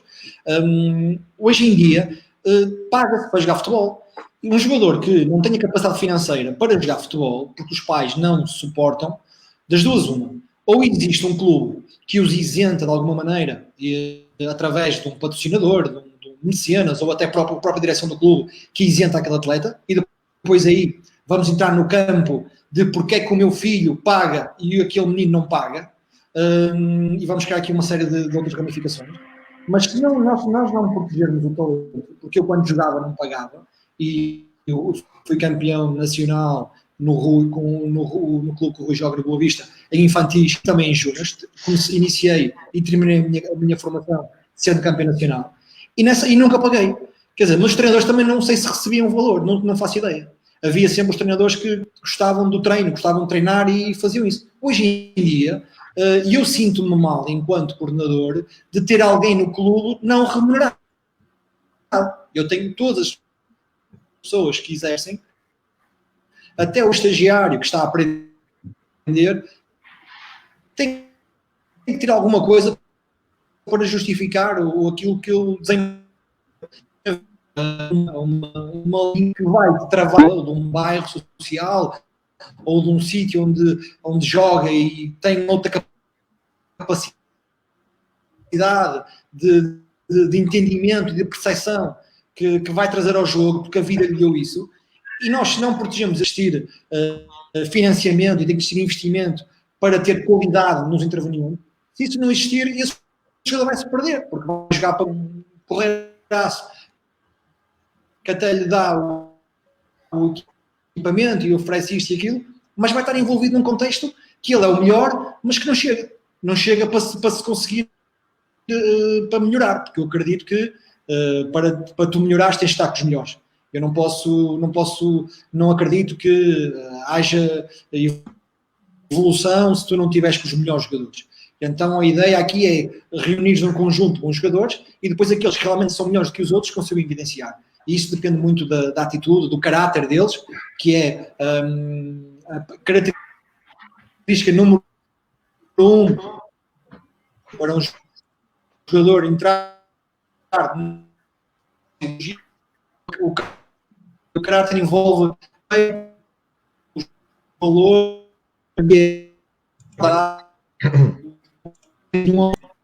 Ora bem, como se percebeu, o Sérgio estava com alguns problemas na ligação de internet, ele já deve voltar a qualquer momento. Fabeta, o Sérgio estava ali a tocar num ponto que há aqui várias pessoas que estão a perguntar. Nós já falamos, e acho que vamos falar em todos os programas disso, aqui na Quarentena da Bola, neste programa específico, que tem a ver com a ligação com os pais. Como é que vocês no Beira-Mar têm gerido isto, sendo que, lá está, até pelo projeto que vocês desenvolveram, do que me foi dado a perceber, vocês têm os pais muito numa grande interação com todo o processo e a contribuir de forma muito positiva. Mas claro, já se sabe que depois surgem sempre dificuldades. Como é que tu tens lidado com isto e a tua equipa de trabalho? Qual é a tua principal preocupação? Como é que tens lidado com esta situação dos pais, não é? Rémulo, isto é como tudo. Eu já entrei e já estava com o decorrer da época. Portanto, tudo o que eu possa vir a falar aqui, muitas vezes estou a inserir também o coordenador antigo, Claro. Estamos dentro do mesmo processo. Isto para dizer que sim, que nós temos uma boa ligação com os pais, achamos que os pais são importantes e fazem parte integrante da formação do atleta, portanto não convém fechar-lhes as portas e tudo mais. Agora, o que nós achamos que é fundamental é também explicar e, digamos nesta palavra, também formar os pais para aquilo que é as nossas ideias, a maneira como nós vamos interagir ao longo do ano. Portanto, no início do ano, a coordenação teve o cuidado de falar com todos os escalões, deixar a porta aberta, haver uma interação grande entre toda a gente, mas toda a gente saber respeitar o espaço que ocupa. E felizmente nesse aspecto não posso dizer que é perfeito, porque acho que em lado nenhum é perfeito. Também temos os nossos problemas, facilmente são resolvidos. E perante isso, nós sinceramente não somos um clube que temos a queixar-nos muito dos pais e como tu disseste, e vê-se bem a interação que existe e os pais sentem-se confortáveis com tudo aquilo que nós temos vindo a desempenhar. Também torna-se um pouco mais fácil para nós, porque também muitos dos pais já acompanham o Beira-Mar há algum tempo e sentem que realmente o clube está a crescer e dão credibilidade às pessoas que aqui estão. Caso não fosse assim, se calhar seria mais difícil. Torna-se mais fácil as pessoas acreditando nas ideias, acreditando nas pessoas que têm à frente. E as pessoas vão respeitando. Como em todo lado, às vezes acontece um episódio que não deveria de acontecer, temos que ponderar e perceber bem o que é que significa aquele episódio, se devemos dar a devida importância que merece. Como já aconteceu este ano, tivemos um episódio que mereceu especial atenção, tivemos uma reunião com o pai e tudo, se calhar o caminho mais fácil que muita gente faria é responsabilizar o miúdo pelo ato irrefletido do pai. Chamámos o pai, tivemos um discurso pedagógico com ele, fizemos de ver aquilo que ele tinha feito e a realidade do clube não era aquela, deixámos-lo completamente aberto para a decisão que ele fosse tomar, não fechámos a porta ao miúdo, bem pelo contrário, demos um momento de reflexão ao pai para ele perceber se iria continuar connosco à maneira que nós queríamos, dentro da nossa filosofia, ou se achava que a nossa filosofia não era adequada, e se não fosse adequada, então tinha as portas abertas e nós não íamos criar qualquer tipo de entrave. Portanto, a ligação com os pais tem sido generosa, temos tido um bom feedback, e sobretudo o respeito. O respeito é tudo, e quando as pessoas se respeitam umas às outras, torna todo o processo muito mais fácil. Pedimos, por exemplo, para não haver muita ligação com os treinadores, sobretudo em partes técnicas e táticas. Existe o coordenador, a primeira pessoa, se eles quiserem abordar, terá que ser sempre o coordenador, nunca o pai, e felizmente isso não acontece. Os pais sabem respeitar. Também, sou sincero, desde tempo que estou aqui, 2 casos se aconteceu, portanto as pessoas estão bem ligadas ao clube, percebem bem a nossa filosofia e estamos todos bem estruturados. Deixa-me só dizer aqui ao Vítor Miguel, que obviamente teremos nos próximos programas, Vítor, aqui alguém mais a sul. Já tivemos do Benfica, eu acho que o Benfica a última vez que vi era do sul, portanto já esteve do Benfica, já esteve o Braga, já esteve o Rio Ave, já esteve uma série de clubes, já esteve o Rubem Júnior, que trouxe um projeto do Brasil para Portugal.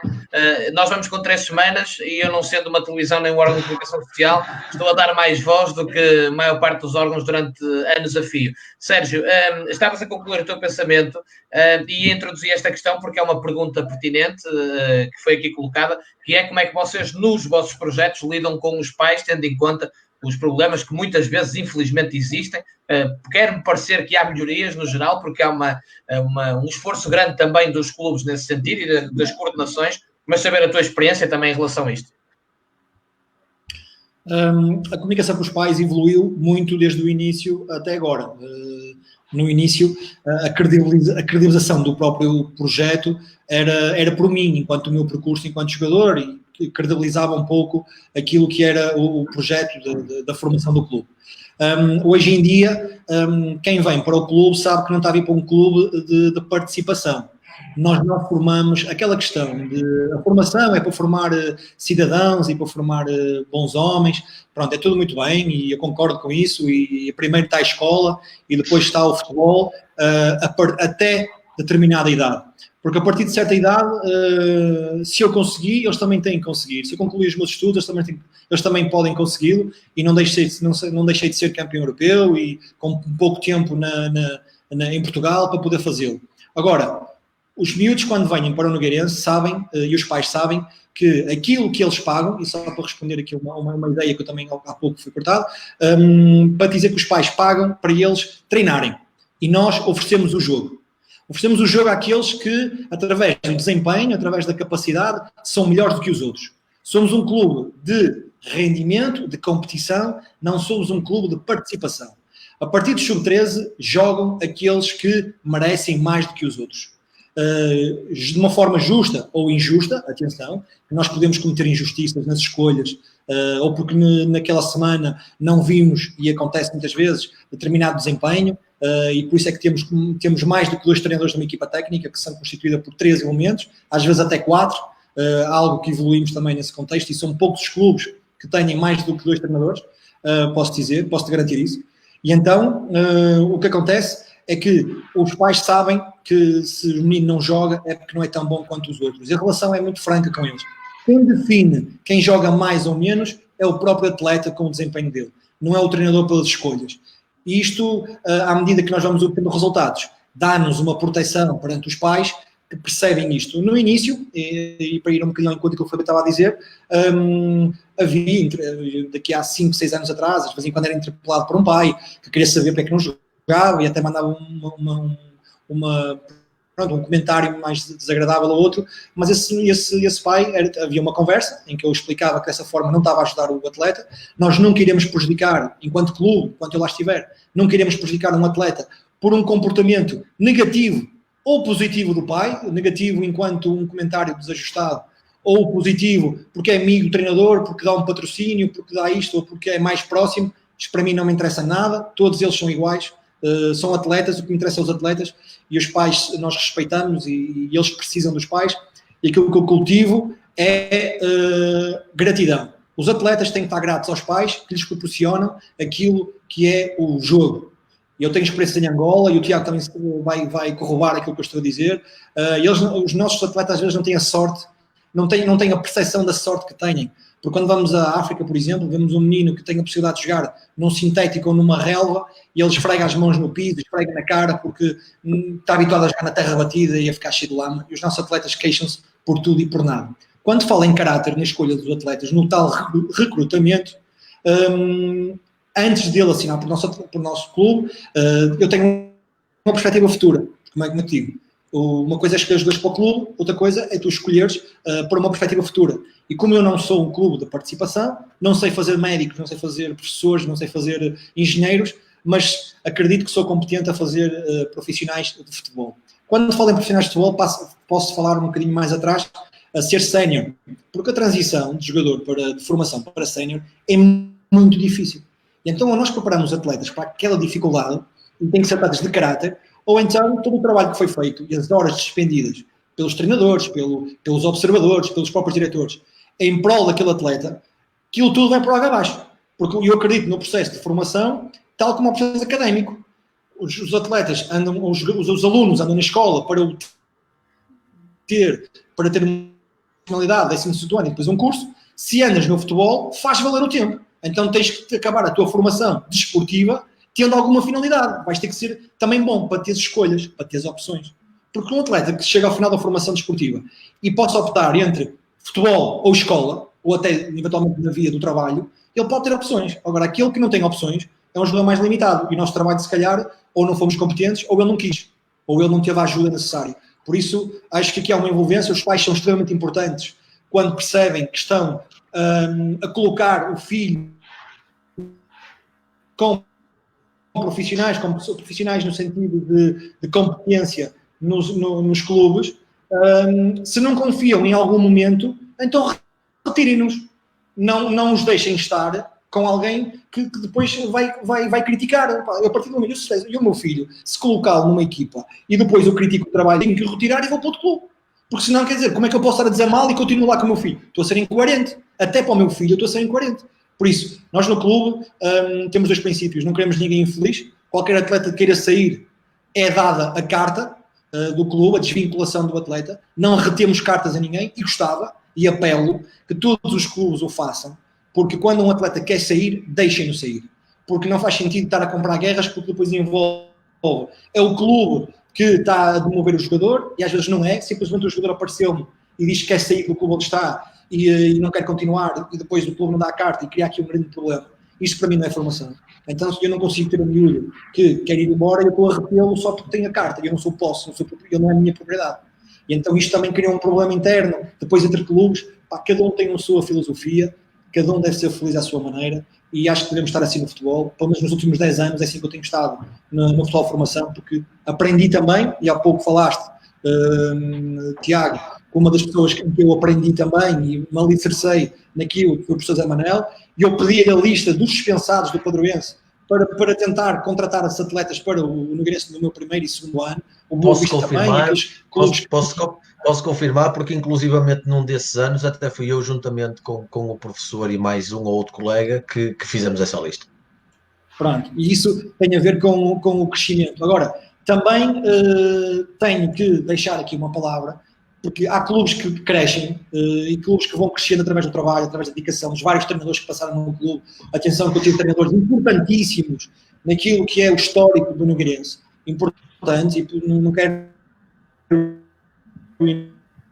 enumerar aqui nenhum em particular, porque iria me esquecer. Pessoas que se dedicaram muito à causa, que é mesmo assim. Porque na formação não se... Os treinadores que estão na formação, aquilo que oferem é para minimizar as despesas que têm. É importante que se diga isto, porque ninguém enriquece no futebol de formação. É mentira. Ninguém pensa isso. Agora, aquele treinador que até disponibiliza a viatura própria para ir observar um jogo fora daquilo que é o contexto dele, não é para todos. Não é tirar o curso de treinador de futebol e dizer que agora vou treinar uma equipa e quero pôr as táticas que eu aprendi que vejo o futebol da Champions na televisão. Isto não é um treinador de formação. E quando dizes, Raimundo, muito bem, um treinador de formação devia de ganhar muito mais, eu acho que faz todo o sentido. Quer dizer, aquilo que é o sentido é formar os potenciais atletas e gerir estes problemas que estão inerentes à formação. É muito mais difícil, e tem que ser grandes gestores, e os treinadores são grandes gestores, do que aquele treinador que está nos séniores, pelo conhecimento adquirido, tudo bem, mas que já vem só trabalha com a nata. E o treinador, se tu não fazes o treinador te manda, tu és dispensado. O treinador de formação, se aquele jogador não faz aquilo que ele diz, o treinador vai pensar 2 vezes porque é o melhor marcador da equipa, porque só pode contratar um jogador daquela idade, porque não pode dispensar. Temos aqui um jogo de cintura, de gerir mentalidades, que é importante, e depois chegas ao final da época e aí sim tu podes tomar decisões, porque o mercado está aberto e escolhes aqueles que durante o ano mereceram passar de ano ou não. Pronto, é sim a filosofia que nós temos e temos de ser bastante rigorosos, e não há craques na formação, há atletas com potencial e miúdos com capacidade que, se tiverem cabeça, podem chegar ao futebol sénior. É isso que eu acredito.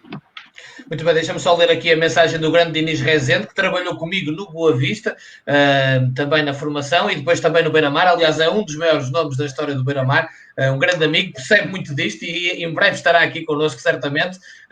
E para dizer que realmente Boa Vista e este Beira-Mar, comparativamente ao tempo em que esteve em ambos como coordenador técnico, estou no céu, e portanto daí pus este comentário do Denis, primeiro para saber que é verdade e segundo para se perceber o caminho que já foi trilhado. Tiago Quaresma, estavas afirmativamente a anuir a várias coisas que disse aqui o Sérgio, que foste tocando também em outros programas. Aliás, já tinhas dado o exemplo de Moçambique para valorizar o quanto os jovens, as crianças, também elas próprias valorizavam aquilo que tinham à sua frente, mas, por exemplo, quando o Sérgio falou daquela questão que os pais pagam para o treino e que os clubes oferecem o jogo, não é? Que tu coordenaste também, foste coordenador aqui em Portugal, do Alfenense, e portanto também tiveste estas questões com os pais, não é?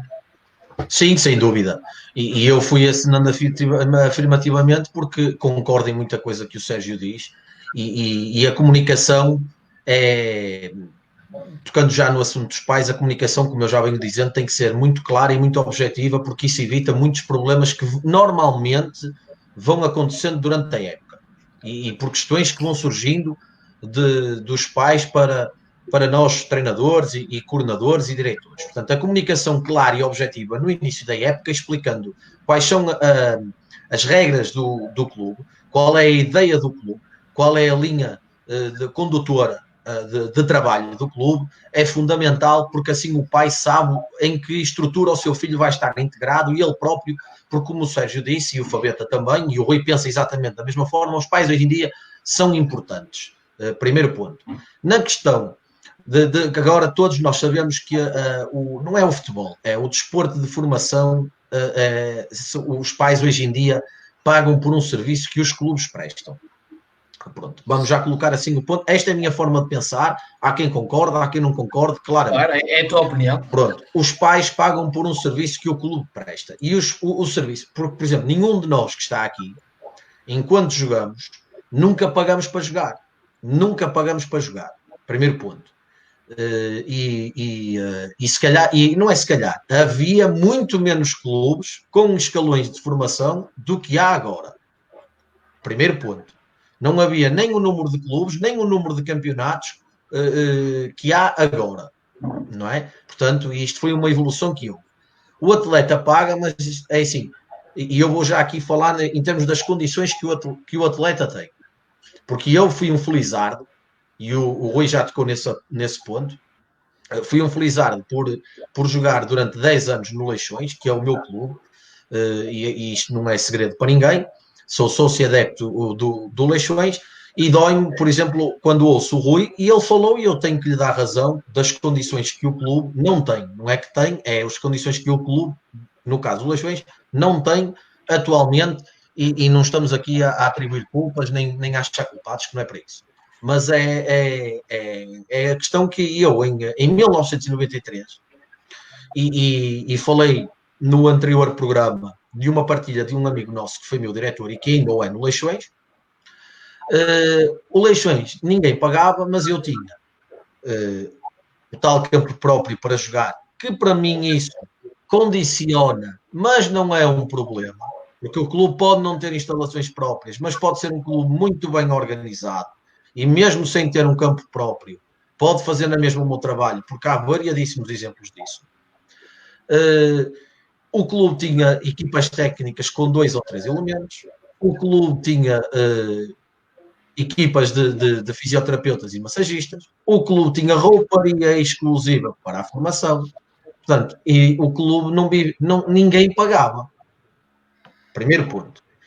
O pai paga hoje em dia para o seu menino, para o seu filho, ter as condições que hoje em dia tem.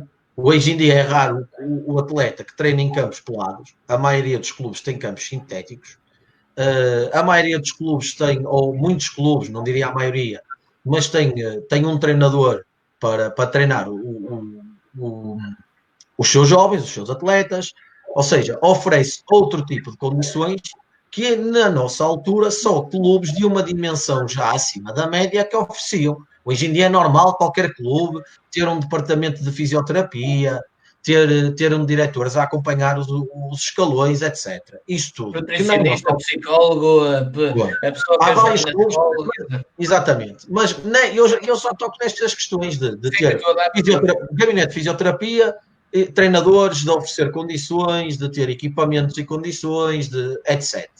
Que hoje, de ter material, vai falhando, mas não é como no meu tempo, que clubes que eu falo aqui no caso da região do Porto, em que só existiam em clubes como o Porto, o Leixões, o Boa Vista, Algueiros e não muito mais. Primeiro ponto. Portanto, na questão dos pais, é essencial a comunicação. Uma comunicação séria, uma comunicação verdadeira e explicar precisamente aos pais qual é o processo e de que forma é que as coisas vão decorrer durante a época. Pronto, para os pais ficarem. E eu dou um exemplo, eu enquanto coordenador, e da mesma maneira que o Sérgio aprendeu com o professor Zé Manel e com outros treinadores e coordenadores com quem eu trabalhei, eu também. E eu, por exemplo, nós no Padroense, todos os anos, no início de cada época, todas as equipas, todos os escalões reuniam com os pais no início da época, onde lhes era apresentado os treinadores, o diretor responsável do escalão, e cada pai levava consigo um código de conduta do clube, onde tinha os direitos e deveres dos pais, os direitos e deveres do atleta e os direitos e deveres do clube. E cada pai assinava, não é? Lia e colocava as questões que tinha a colocar, e durante a época alguns esquecem-se. Alguns esquecem-se. Acontecia na mesma problemas. Os pais umas vezes podem ter razão naquilo que questionam, outras vezes não, mas estava lá a assinatura do pai, podia ter questionado, podia ter... É a forma como se questiona também, atenção. Como se questiona. Porque para conversar eu acho que todos os coordenadores estão disponíveis, agora depende da forma como se aborda. Exatamente. Na questão da realidade completamente diferente, e o Sérgio disse-o, eu em Moçambique, em África, acho que não é só exclusivo de Moçambique ou de Angola, é em África. São meninos que têm uma paixão imensa pelo jogo, pelo treino. Nós costumamos dizer que eles estão naquela fase de esponja, que absorvem tudo, que querem aprender, que não têm nem de perto nem de longe as condições. Nós, e eu já disse isto várias vezes, nós na Associação Black Bulls em Moçambique, éramos uns afortunados porque nós tínhamos um campo sintético para treinar e um campo relevado para treinar, que a maioria dos clubes lá não tem. E, portanto, aquilo era uma alegria para eles, meninos que estão habituados a jogar descalços na terra, chegar a um sintético, para muitos deles as chuteiras até lhes faziam confusão. As chuteiras, para muitos deles, até lhes faziam confusão. Eles, por vontade deles, até jogavam descalços. Agora, a paixão é imensa e, portanto, eles estão ali para aprender. Outro ponto em que eu concordei, e concordo com o Sérgio, e penso que também o Fabiano e o Rui o irão corroborar, é a questão de o clube.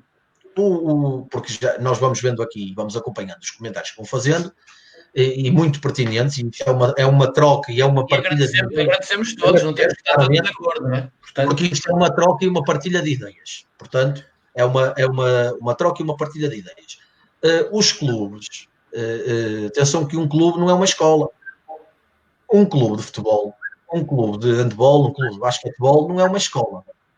Formam-se cidadãos e formam-se atletas, mas um atleta terá que ser necessariamente um bom cidadão. Um bom cidadão é saber que, para ser um grande atleta, como o Sérgio disse, e bem, porque tem essa experiência de andar no futebol profissional, como a Fabeta, para ser um bom atleta, tem que ter regras, tem que saber estar, tem que saber cumprir determinadas regras, porque não pode ter um jovem que quer ser atleta, que tem essa ambição, não poderá ter, terá que necessariamente fazer sacrifícios.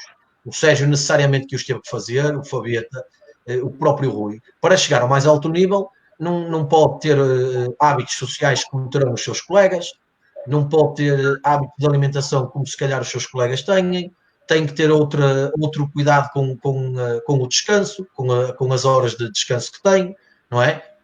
Portanto, e tem que haver uma cultura de exigência.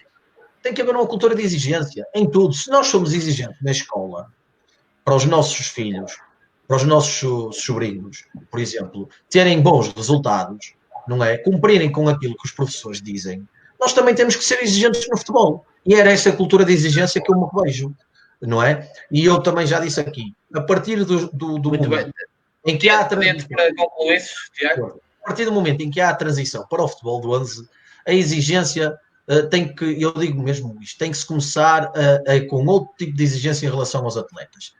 É jogar quem trabalha mais, quem faz por merecer. Tem que ser esta a cultura de exigência. E eu vou só terminar. Nós muitas vezes damos o exemplo de outros países e muitas vezes damos o exemplo, por exemplo, dos Estados Unidos e no Canadá. Na América do Norte, em que o desporto está nas escolas, nas faculdades. Eu, felizmente, tenho acesso porque tenho lá familiares. Não imaginam a cultura de exigência que existe nesses países com os atletas. Porque estão a formar futuros atletas de alta competição. Ok?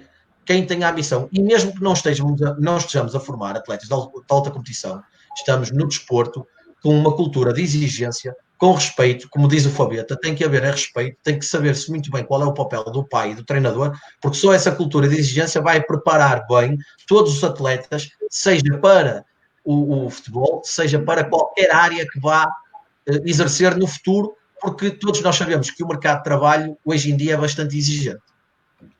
Muito bem, vamos ter tempo ainda para uma última questão alfabética ao Sérgio Leite, que foi aqui colocada pelo André da Silva, que é muito interessante, mas ouvir ainda o Rui Pedro sobre esta questão, e Rui Pedro perguntar-te se do ponto de vista do treinador é um desafio, por exemplo, quando tens atletas que sabes que pagam todos para estar ali, ou se, como disse o Sérgio Leite, os escalões em que tu já tens trabalhado é os melhores e pronto, que entram lá para dentro. Vamos lá ver uma coisa. Eu estive a ouvir atentamente o Sérgio. O Sérgio, ok. Se tudo o que o Sérgio disse, efetivamente, na realidade se passa, um bem-aja ao Nogueirense e um bem-aja ao Sérgio Leite. A minha opinião, nos dias que correm, é muito difícil, porque o Sérgio pintou-nos aqui um quadro espetacular e a nível de coordenação está incrível, a nível de teoria está incrível, e se o Sérgio consegue passar para a prática, ainda melhor. E um bem-aja ao Nogueirense. Não conheço o projeto por dentro, conheço como adversário, e se o Sérgio, todos os pontos que tocou, e se é assim que funciona mesmo no Nogueirense, então é um exemplo a seguir. Em relação aos pais, o que é que eu tenho a dizer? Há uma coisa que se chama regulamento interno do clube, que deve ser entregue logo na hora em que se contrata ou um jogador se inscreve. No caso dos jogadores que pagam, não é uma contratação, mas é uma inscrição no clube. Nós, no Boa Vista, por exemplo, do sub-14 para cima, são contratados, porque os meninos não pagam para jogar. Agora, por exemplo, no Candal e no Leixões, onde eu passei, os miúdos... Passaste por isso eu te perguntei. Miúdos pagam para jogar, então não é uma contratação, mas sim uma inscrição. Logo aí, quer queiramos, quer não, vamos ficar reféns do encarregado de educação, já por estamos a trabalhar com menores, mas também porque o atleta em si paga uma mensalidade, está a pagar um serviço que lhe é prestado. Logo aí o clube tem que ter um livro de reclamações, tem que passar uma fatura ao pai que vai pagar a mensalidade. Não é? É um serviço, é como ir a um restaurante, é igual. Agora, se vamos colocar os pais, basta colocar, mas é esta falta de comunicação que elimina logo todas as dúvidas. Há um regulamento interno, mas tem que ser respeitado não só pelos pais, não só pelos atletas, não. Se está no regulamento interno, é para cumprir, as coisas são claras. Digo e repito, clubes de média, baixa dimensão estão reféns das mensalidades. Porquê?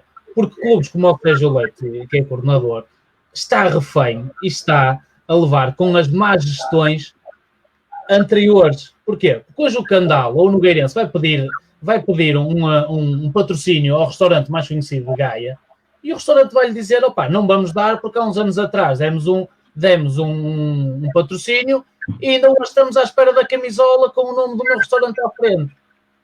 É verdade ou não é, Sérgio? Levam com as más gestão anterior. Porque hoje não é fácil os clubes terem patrocínios. Ninguém se acredita nos clubes, infelizmente, nesses clubes média dimensão, média baixa dimensão, não de grande nomeada, como o Boa Vista, que tem sempre patrocínios, como o Fogo Porto. Agora, clubes com mais dificuldades, têm muita dificuldade em ter patrocínios. Então, estão reféns das mensalidades dos atletas, até em grande maioria deles, infelizmente para nós, treinadores da formação, estão reféns das mensalidades dos atletas, porque até por vezes criam equipas Cs, são miúdos que se calhar o melhor era estarem noutro desporto. Oh, Remy, sabes que eu sou verdadeiro e tenho que dizer porque eu estive lá no meio. E muitas vezes clubes que se dizem de boa formação fazem uma equipa C de iniciados, uma equipa C de juvenis, porque as mensalidades são precisas e até inscrevem os miúdos, sei lá, ou no futebol de novo, ou aquilo que lhe queiram chamar, não menosprezando, como é óbvio, essa modalidade, mas é preciso uma equipa C para quê? Muitas vezes, infelizmente, os séniores vêm buscar dinheiro à formação. Esta é a realidade no futebol, pelo menos da Associação de Futebol do Porto, e creio que é geral. Não quer dizer que seja a 100%, mas uma grande maioria está refém dessas mensalidades, até para pagar aos treinadores séniores. Pronto. E é isso que temos que ter em atenção. Esse é o problema. Há muito dinheiro da formação que vai para o futebol sénior. Em relação aos pais, os pais é o regulamento interno, porque o pai, por exemplo, o pai chega ao Futebol do Porto, sabe perfeitamente que deixa o miúdo às 5 da tarde no Estádio do Dragão, ou se não chegar às 5 da tarde, ou a hora que se for, vai ter que ir para a porta do Olival e não vai ver o treino do educando. Mas eles aí não reclamam. É da dimensão do clube, é uma questão cultural. O jogador vem para o nosso clube, há um regulamento interno, é cumprido, então o pai não tem por que reclamar. Entendido? É a minha opinião. Agora, muito bem. E é a tua interessa porque é tua. Nessa questão da questão que o Sérgio falou e de tudo o que passa no Nogueirense, e eu acredito que seja assim que se passe, porque os resultados são notórios da gestão do Nogueirense, é um exemplo a seguir, e espero bem que seja mesmo assim, porque eu vejo como adversário e efetivamente o Nogueirense está muito bem. Fabeta, desculpa não dar muita atenção ao teu Beira-Mar, eu o teu Beira-Mar conheço pelo trabalho que fizemos, eu a fazermos a observação para o plantel sénior, mas sei perfeitamente que está bem entregue o teu Beira-Mar. Vamos então para a última questão, já estamos muito além do tempo. Fabeta, a pergunta do André da Silva, que está aqui connosco sempre à terça-feira nas noites de Champions e que foi também até há bem pouco tempo treinador de futebol de formação, fez um excelente trabalho também. Pergunta, sendo vocês coordenadores, scouting para os treinadores é algo que nunca é falado, na opinião dele. Se está aprovado o sucesso no que toca a jogadores, por que não aplicar no recrutamento de treinadores também? Perguntar se vocês do Beira-Mar fazem isto. Scouting de treinadores para a formação, é isso que ele está a perguntar. Eu vou falar primeiro de scouting. Ainda agora teve aqui no domingo contigo o Nené Reis. Felizmente estamos a criar o nosso departamento de scouting do clube, que é liderado por Nené Reis. Ainda estamos numa fase muito inicial, mas não tenho dúvidas nenhumas por tudo aquilo que já falei com ele e tudo tenho presenciado, que estamos num bom caminho. Em relação a treinadores, deixar claro que isso é um dos pontos mais fortes do Beira-Mar. É a estrutura que nós temos, nomeadamente o quadro técnico. Temos um quadro técnico muito forte, malta que sente o clube, que está completamente identificado com o clube, não é malta que vem aqui um ano, que não tem conhecimento do clube, não, é malta que já viveu o clube de alguma maneira, ou como adepto, ou como jogador no passado, ou qualquer coisa do género, está sempre identificado com o clube. Nós, quando fazemos o recrutamento de treinadores, que também fazemos, tentamos fazer ao mínimo, como é lógico, porque nós confiamos no que temos dentro de casa, mas por norma, e agora está a acontecer, que temos de procurar um ou outro. Damos prioridade sempre a pessoas que estejam identificadas com o clube. Claro que depois tem que ter o resto das componentes que são importantes na liderança, na pedagogia, tem que ser uma pessoa que saiba estar ali dentro do campo, motivar o miúdo. Nós damos muita importância aos treinadores que motivam os miúdos, que deem um feedback positivo, que criem muita empatia com os atletas para que eles sintam o prazer de estar a treinar. É importante. Claro que também posso dizer que se calhar no futebol de 11, em júniores e tudo, também olhamos muito para o rendimento, como é lógico, e também não podemos criar aquela empatia que estamos a falar na base, na iniciação e tudo. Portanto, para deixar bem claro, nós temos muito cuidado na fase de recrutamento de treinadores, temos umas linhas orientadoras da qual tentamos seguir, e na ontem tivemos reunidos com um treinador mediante essa linha orientadora, porque ele já esteve na estrutura do clube. Portanto, é uma pessoa que se encaixa, tem um perfil desejado, agora vamos ver se vem ou não. E depois nós dentro, e aí eu estou a ficar muito agradecido àquilo que tenho ouvido do Sérgio Leite, porque tenho-me identificado com muitas das coisas que ele tem feito, e vendo que o trabalho dele está a ser há 10 anos, que começou do zero e está a produzir resultados. Quando ele falou de ter treinadores a crescer dentro da estrutura, nós também queremos isso e estamos a fazê-lo. Por exemplo, nesta fase, iremos promover um treinador que estava no futebol 9 ao futebol de 11, porque é um treinador que nós acreditamos que tem um projeto interessante dentro do clube, porque tem o perfil ideal daquilo que nós identificamos. Como ele, já identificamos mais treinadores, queremos dar essa oportunidade, queremos que o treinador sinta que possa crescer dentro do clube, mas tem que ir etapa a etapa, não vamos passar etapas. Os treinadores que entram, por norma, têm que começar na nossa estrutura base para nós percebermos se depois vão ter o perfil ideal para futebol de 11, a não ser, claro, que seja um treinador já de futebol de 11 com uma vasta experiência, que esteja identificado com o clube, aí já tem condições para pertencer a uma equipa de futebol de 11. Se não, caso contrário, iremos dar sempre prioridade aos que estão a construir a base, porque são estes que vão dar identidade ao clube. Nós damos muita importância a isso. E para nós é fundamental que cada vez mais os treinadores sintam que dentro do clube podem crescer, desde que assim os motive e que estejam completamente identificados com o clube. Sérgio, a tua oportunidade para responderes a esta questão, como é que funciona no teu caso, sendo que já explicaste muito a tua ideia para os treinadores, mas se há lugar para este scouting de treinadores? Scouting de treinador tem muito a ver com aquilo que tu produzes durante a tua carreira, não é aquilo que fazes num ano só, que te vai definir enquanto treinador. Pode ser muito subjetivo, pode ser a geração de jogadores que é ótima e faz com que o treinador possa se evidenciar em termos de resultados. Agora, tem que haver uma ideia. Esse treinador tem que ter um padrão, tem que ter ideias que se assimilem muito àquilo que é o nosso contexto de jogo. Depois, o que eu gosto de fazer é treinadores ambiciosos, através de uma conversa. O casting acaba por ser, quando há uma necessidade, nós fazemos um apanhado de alguns treinadores que possam estar disponíveis e que tenham interesse em vir também, que conheçam aquilo que é a cultura do nosso clube, porque um treinador que venha para ter sucesso ele próprio não tem espaço no clube. Agora, um treinador que venha com a ideia de do ano nós consigamos ver que houve pelo menos 3, 4 atletas que deram um salto qualitativo e uma evolução, para mim esse é o trabalho do treinador. E então no final podemos começar a crescer dentro da estrutura. Agora, eu gosto de namorar e depois casar, e então um treinador que venha para cá primeiro vai ter uma responsabilidade não tão grande, também para ele poder evoluir e poder também errar e poder crescer, e depois sim, em função da confiança que foi adquirida, poderá ter um cargo numa equipa principal, ou uma equipa A, ou, normalmente é assim que se processa. O treinador começa como adjunto, como colaborador, ou numa equipa de futebol de 7, ou numa equipa B de um escalão, e depois em função do desempenho acaba por crescer na estrutura. O casting em si tem a ver com o nosso percurso. É como eu te digo, todos os fins de semana estou nos campos, vejo muitas abordagens, eu vejo muito o treinador também como comportamento no banco, a relação com os jogadores. Hoje em dia os jogadores, mesmo a nível sénior, quando queres referenciar um treinador para um clube, tu perguntas a 3, 4 jogadores que ele treinou e a ideia tem que surgir características padrão desse mesmo pessoa. E depois eu próprio também, na minha carreira profissional, também gosto de fazer uma entrevista e perceber quais são as ideias do treinador e se encaixa, porque um treinador pode ser bom para determinado contexto, um escalão ou país, e pode não ser tão bom para outra cultura ou outro escalão. Por isso, cada treinador tem o seu perfil e concordo que há treinadores para determinado escalão e para determinado contexto. Isso concordo. Um treinador não é bom para todos os escalões. Isso não são todos iguais. Sem dúvida, já aqui o referimos. Ora bem, teremos aqui pano para mangas. Mas só para estar aqui uma situação. Força. Estou a ouvir.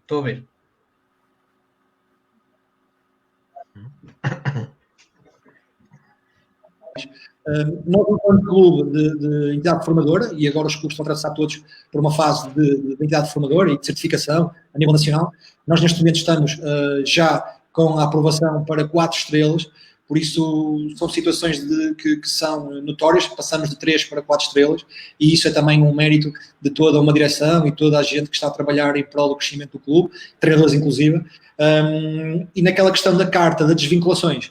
A nossa política interna do clube é que qualquer atleta que queira sair, a única coisa que tem que ter é ressarcir o clube dos gastos que o clube teve na inscrição do atleta. Nunca uma situação de dar a carta por dar, para salvaguardar aquilo que o clube gastou com esse mesmo atleta.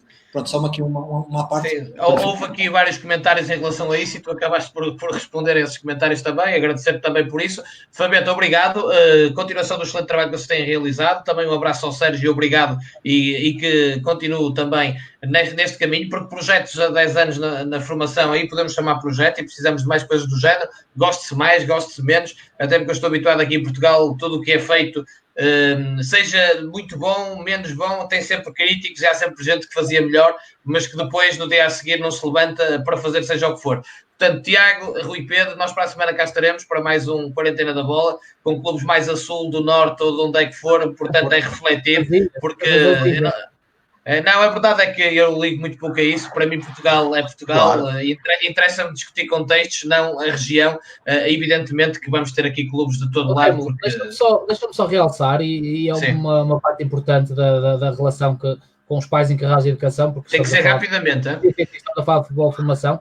E ainda bem que o Sérgio vinca bem na abordagem aos atletas que lá entram, que é um clube de rendimento. Muitas vezes é essa falta de comunicação que leva, por vezes, os encarregados de educação a queixarem-se. É tal clareza que o Fabeta também falou, não é? O próprio atleta de, porquê que eu não jogo? Ok. Ou estamos numa academia de futebol, ou estamos num clube em que é para jogar, é para competir, ou então estamos num clube de rendimento. E sendo claro, espetacular, muitos parabéns. Deixa-me só mandar também um abraço ao André Seabra, o responsável da Portugal Football School. Bem, gostava de ter aqui também numa quarentena, numa edição, André, até pelo trabalho incrível que tens feito para formar quadros dirigentes no futebol português, que é uma luta com a qual estou totalmente solidário. Aliás, como o André sabe. Exatamente. Como o André sabe, fiz questão de me inscrever logo no primeiro curso. O Boa Vista acaba por ser Muito bem, meus amigos. Temos que ficar por aqui. Um abraço a todos. Continuem seguros, com saúde. E para a semana cá estaremos. Um abraço a todos e boa sorte para o Fabiete e para o Sérgio.